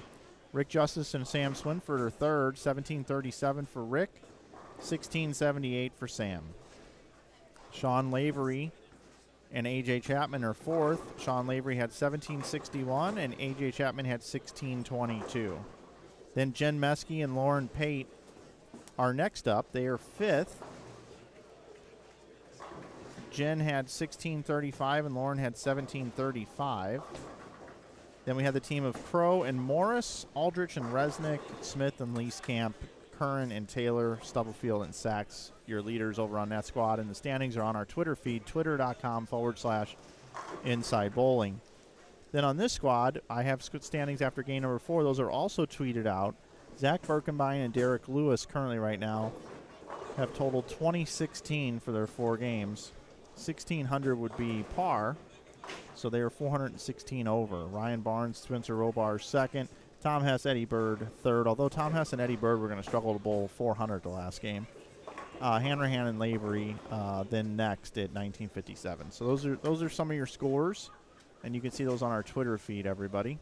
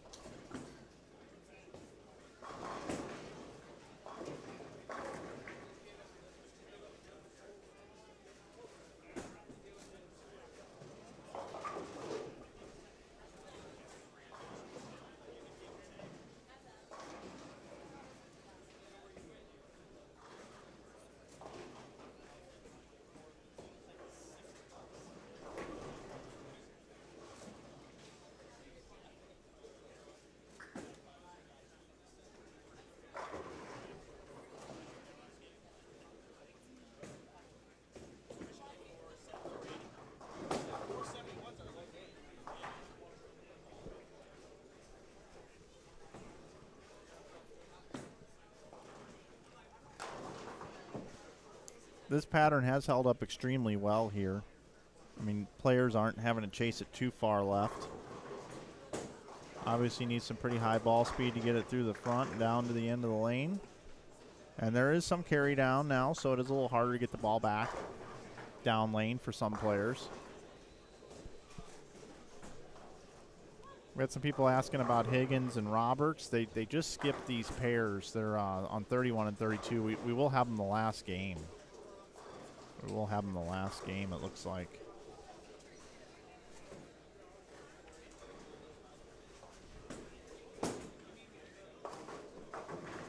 Yeah, house shots, man, they bring the viewership and they bring more entries. They just do, you know. A lot of folks want to bowl on the house shot. And thanks, J-Zeb. Appreciate it. We've kind of gotten in a little spot here where we are just kind of halfway through the day, a little over halfway through the day. We've got a C squad coming up tonight, 7 o'clock. Excuse me, 6 o'clock.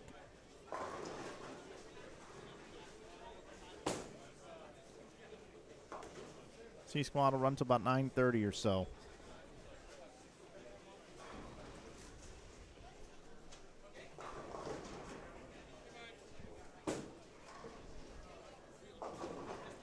No. Where do you go the next game? 37. Yeah, you'll be on.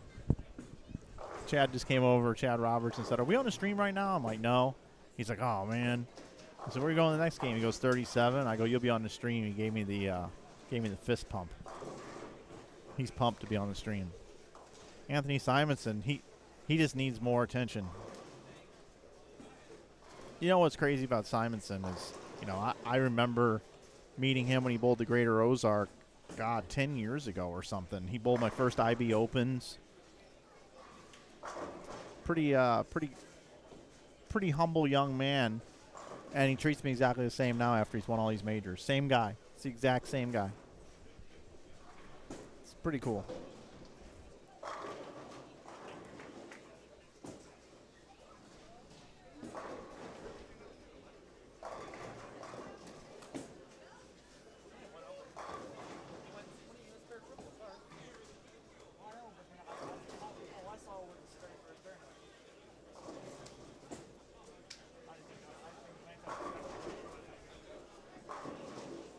Nice shot by KD. Mr. Doyle.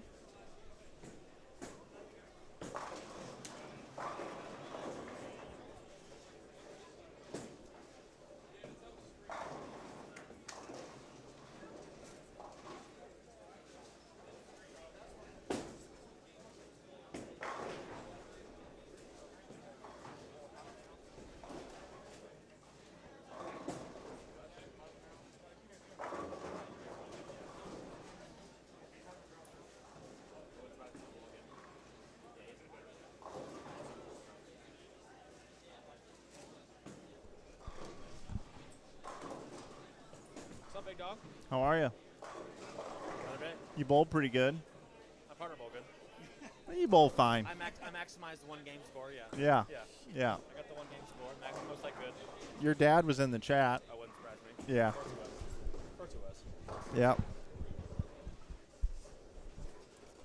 Bowling tournament, his kid's bowling, he can't not watch it.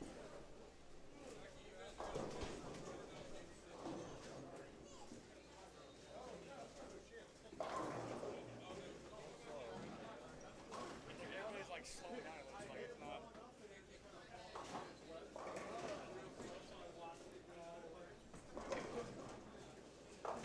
AJ Chapman hanging out up here by the booth.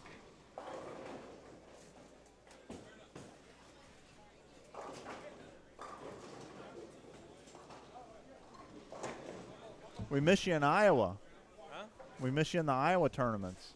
I've been there for 3.5 weeks. I know, but I mean, at the Greater Iowas. 3 weeks ago was It the. almost worked out. My buddy's bachelor party was the same day Oh. as the football classic. So it almost worked out. I was actually home. I was 40 minutes away, but I wasn't there. I know. I hadn't bowled in a while. Couple years now. No, I know. Yeah. I know. I think the last one I bowled, I got third or fourth. Yeah. But I only Yeah, you were covering. Yeah, you should have bowled A squad, went to the bachelor party, and then just had somebody drive you to the bowling center, hung over. I was like, should I just go bowl Saturday for brackets and take my last place check on Sunday and get out? No, come bowl Or Sunday, hung over. Yeah. There you go. Yeah, I was like, yeah, my luck, I'll qualify like third and have, like want to go bowl Sunday again, and I want to get that. No, I thought about it. I really did. Yeah. Should I go bowl for brackets? Go make $500,000. They were brutal. Oh yeah, they were nasty. Minus Some 80. boards, Yeah. Yeah. That's probably the lowest one ever, honestly. Yeah, ever. Yeah. It's been like 30, 40 under, but Yeah. I'm up here talking with AJ Chapman, put it down. It was rough a couple times. busting his balls about not bowling the tournament I streamed 3 weeks ago in Iowa when he was 40 minutes away. But hey, life happens, man. You got friends get married and stuff. You gotta be there for your friends.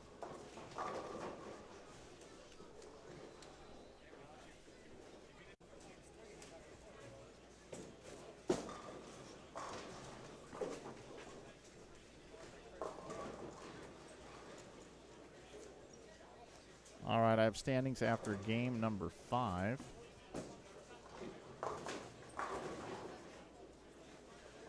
Looks like Birkenbein and Lewis 24.95. So that's 495 over.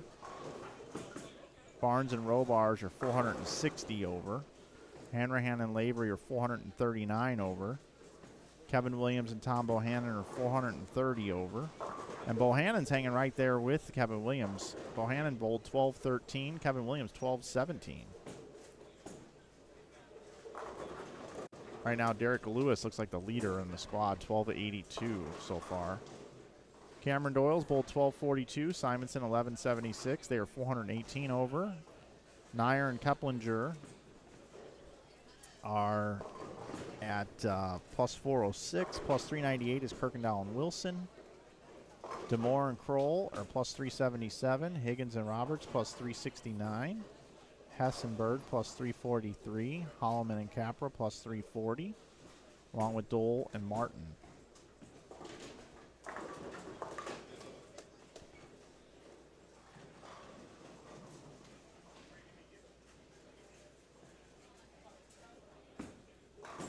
So there's your standing updates for you.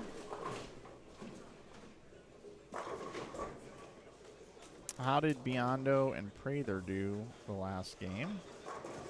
Let's take a look at how they did here.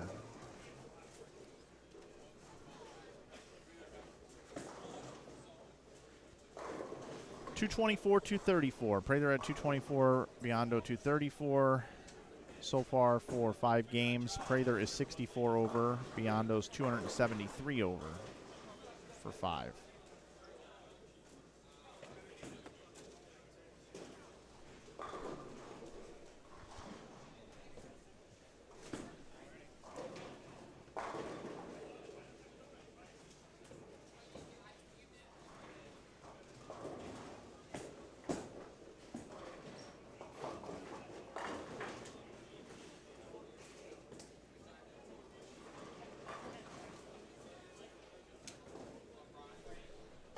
Thank you.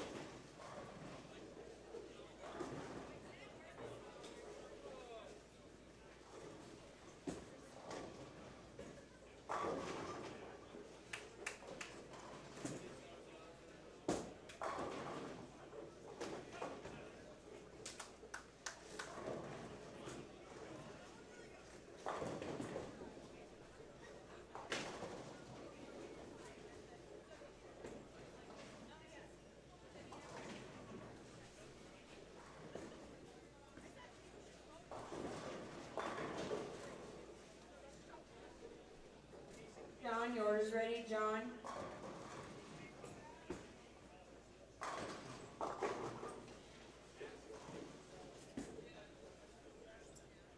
James, your order's ready, James.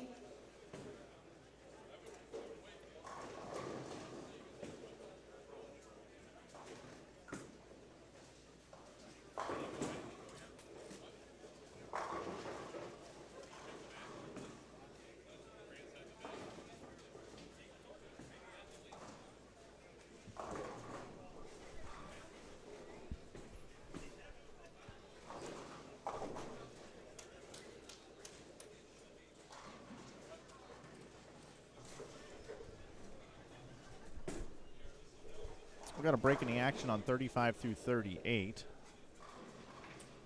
And game number 7 already underway on 39 and 40. So for some reason, this thing got a little out of whack here today.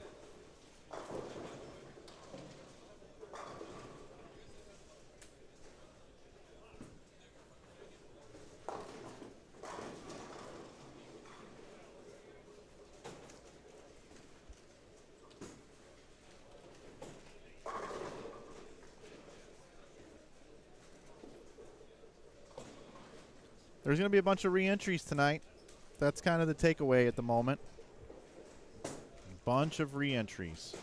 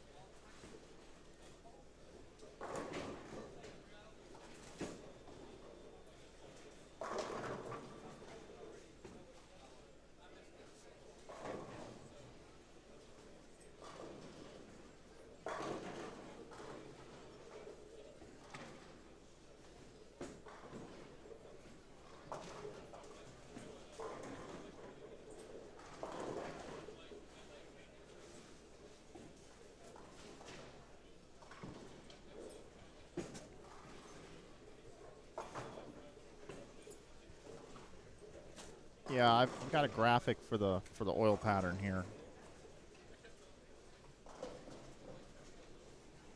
There it is, house shot.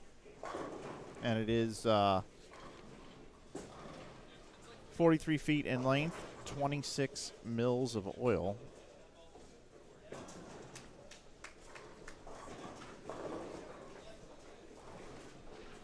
About 25-year-old Brunswick lane surface here. Synthetic, of course. Cameron Doyle gets the strike.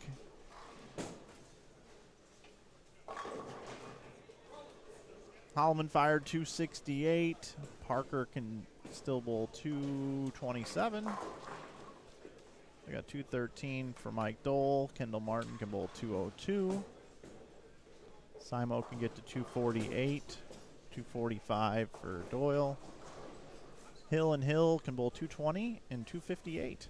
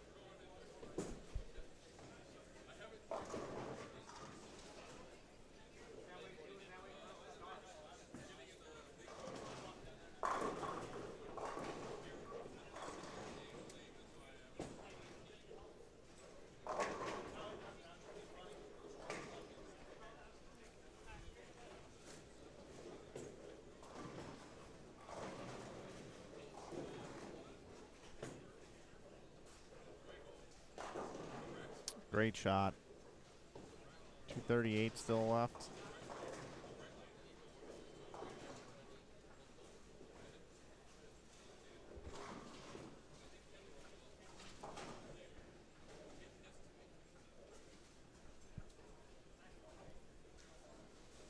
One more game to go here on the B squad. We'll refresh, recharge the batteries, come back at 6 o'clock with continuing coverage here from Springfield.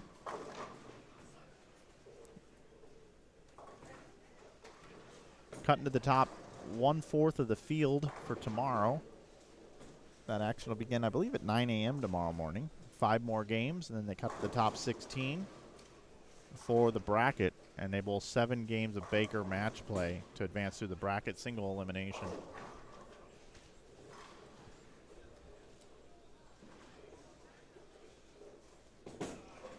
Just got to get into the top 16.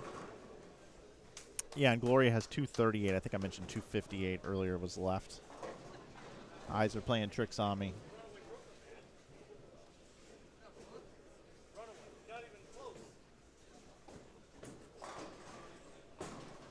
Now with that, we will get ready for game number 7. Action already underway.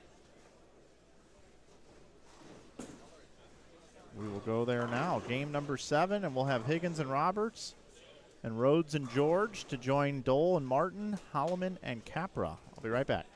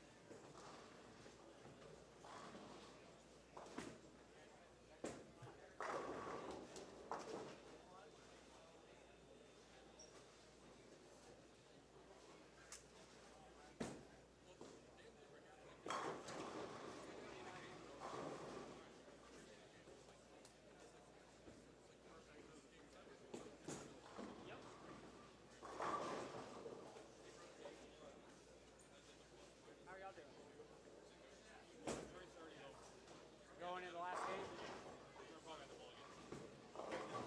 Carl came told me his dad's bowling.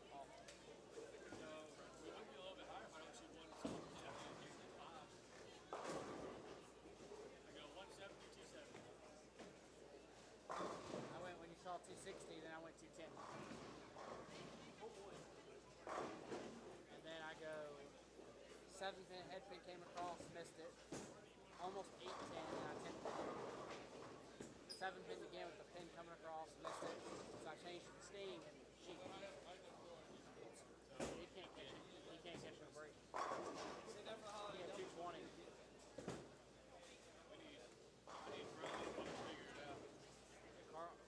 Carl came and told me his dad from Arsenal. I was like, dude. So he has nothing. He has all ASIM solids. He has a redemption and a whip curl. He has a high old ball and a low end.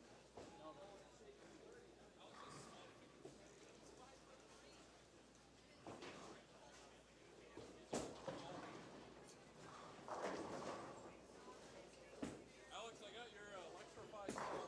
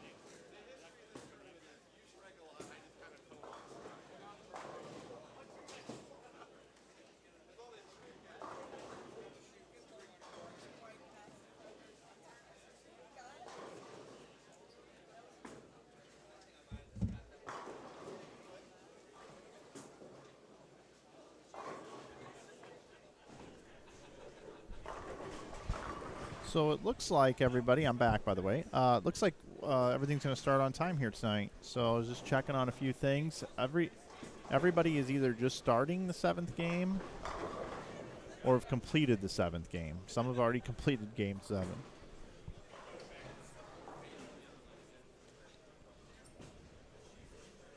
Zach Rhodes, strike. How about Parker Capra here, struggling a little bit here this game. 56 in the 4th.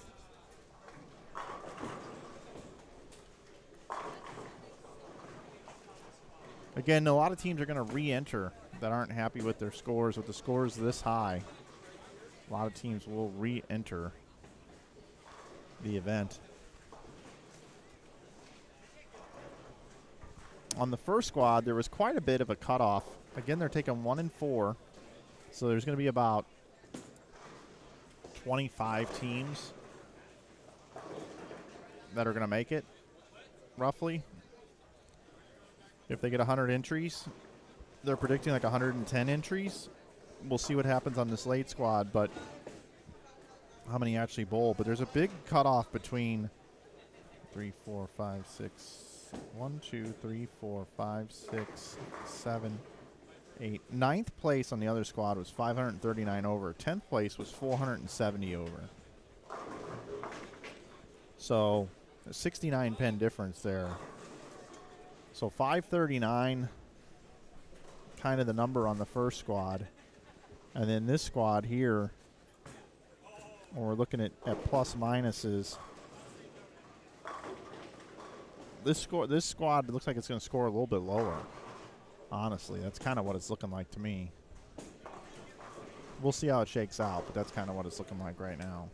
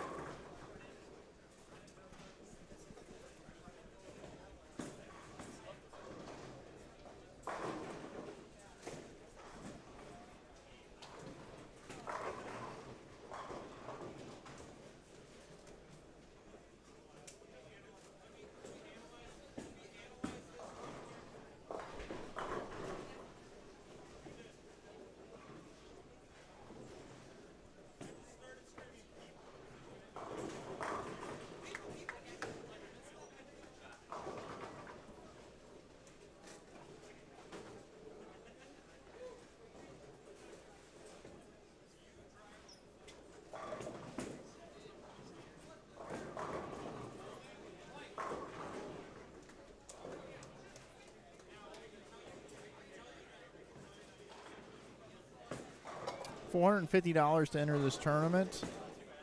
See the question in the chat. 1 and 4 is the entry payout. Expecting $10,000 on top guaranteed. Some more information about the event.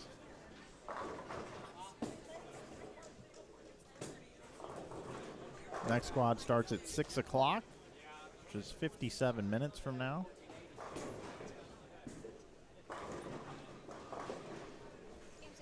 Thank you. I have Game 6 standings, everybody. So this will give us a little more information here.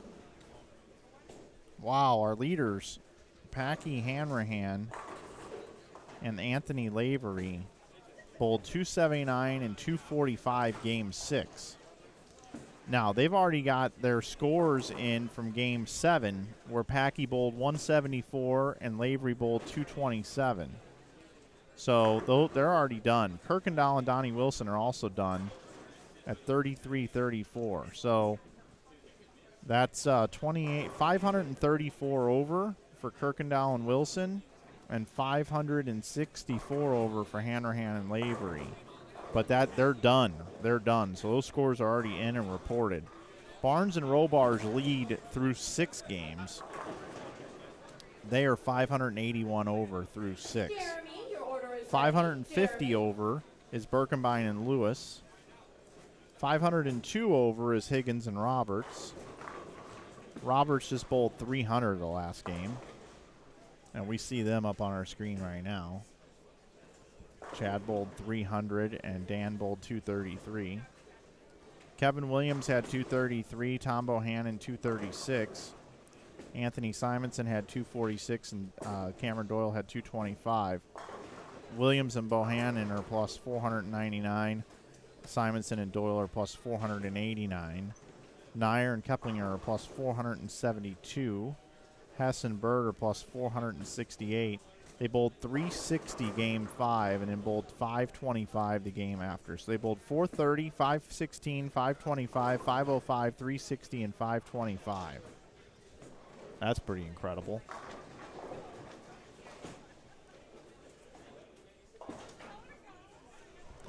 And we will actually finish with them.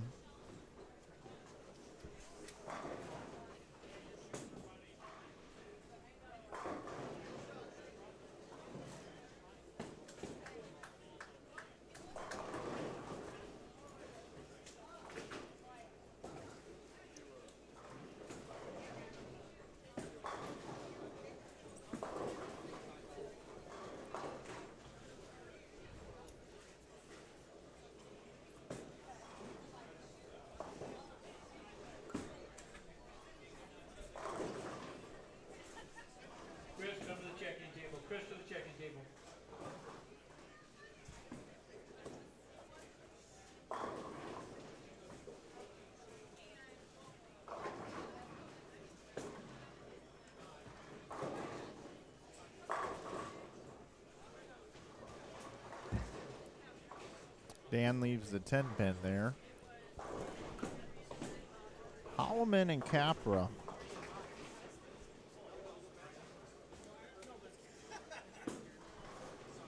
They were plus 435. They needed a big last game. They're going to be like 460 over, and I don't think that'll be enough. I really don't. So if they want to try to make it, they're going to have to re-enter.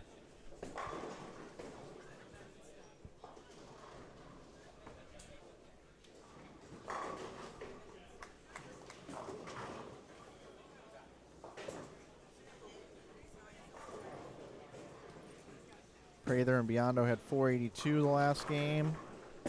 They're 419 over. They need a big last game to not have to bowl again.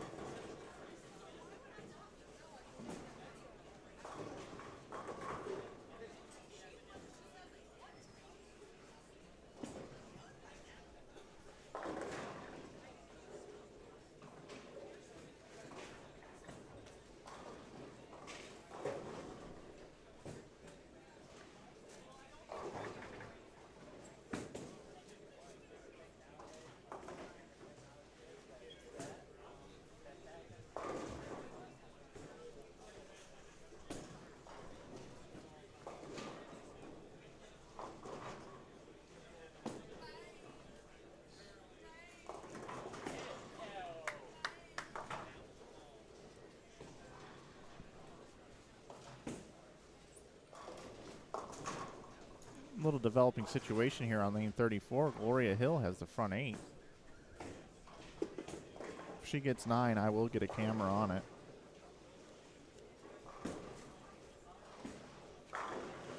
Mike Dole.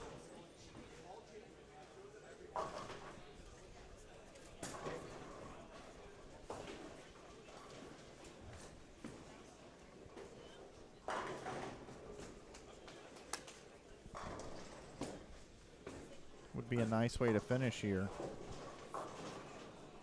for Gloria if she could finish with 300.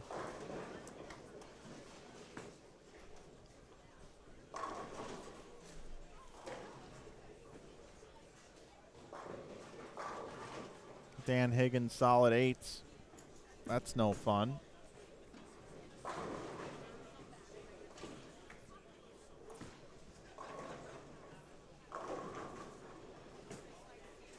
Let's bounce out of here for a second. There's Tom Hess. He's also perfect.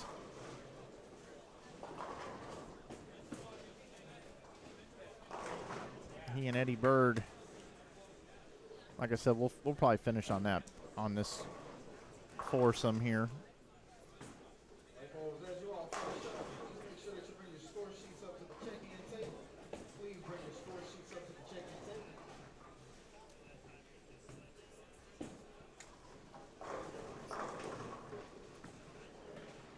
.248 the max for Eddie Bird. Hess can bowl 300. That'd be 548.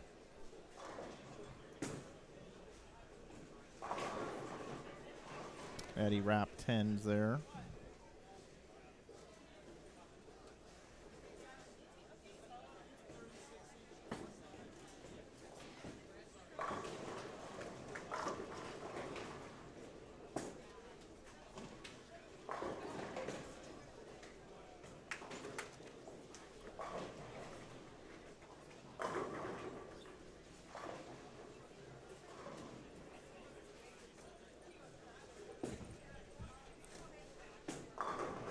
Uh-oh.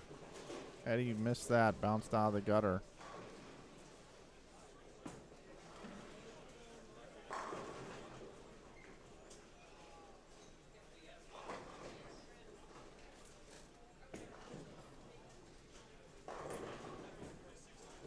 Nice shot by Zeke.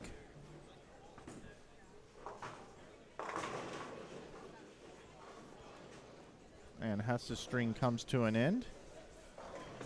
We'll go back over here 35 through 38, where Holloman and Capra finish with 404, 458 for Dole and Martin. Neither one of those scores will make it.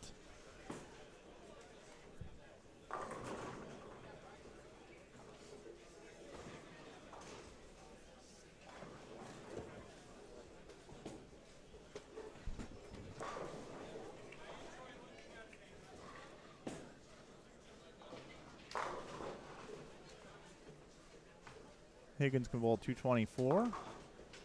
Roberts can bowl 221. And they are 502 over right now. They get to about 550. And every time they don't knock them all down, that number goes down.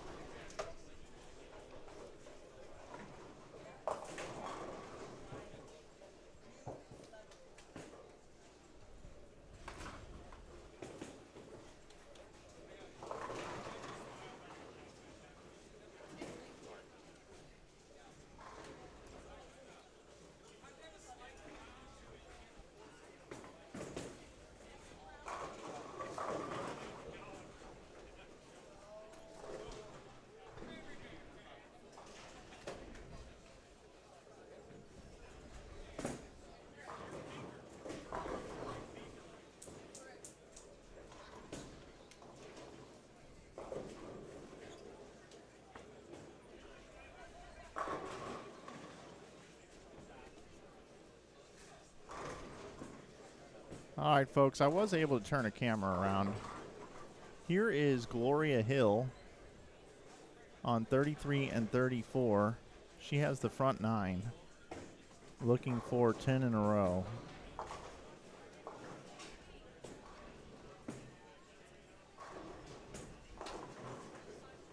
Oh, leaves the 2-pin.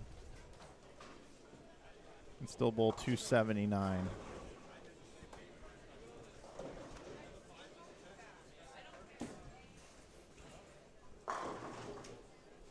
Tom Hess up in the 9th.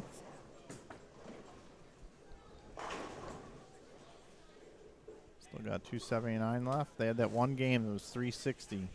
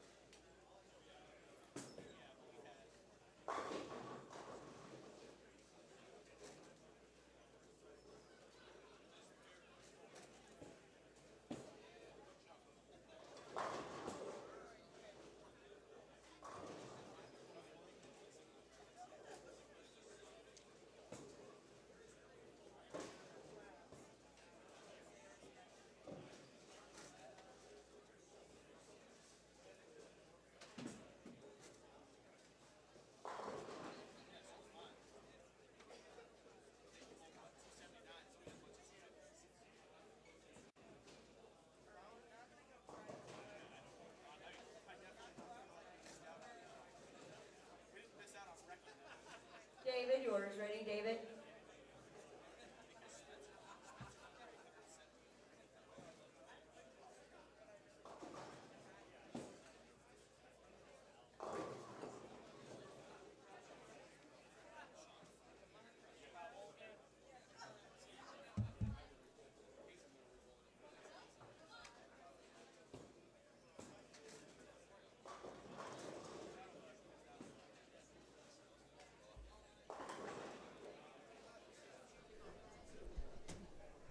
Well, folks, that's going to do it. Got pulled away a couple times here, trying to help with a couple of things. And I guess Tom Hess is coming in. What's up, Tom? What's going on, Michael?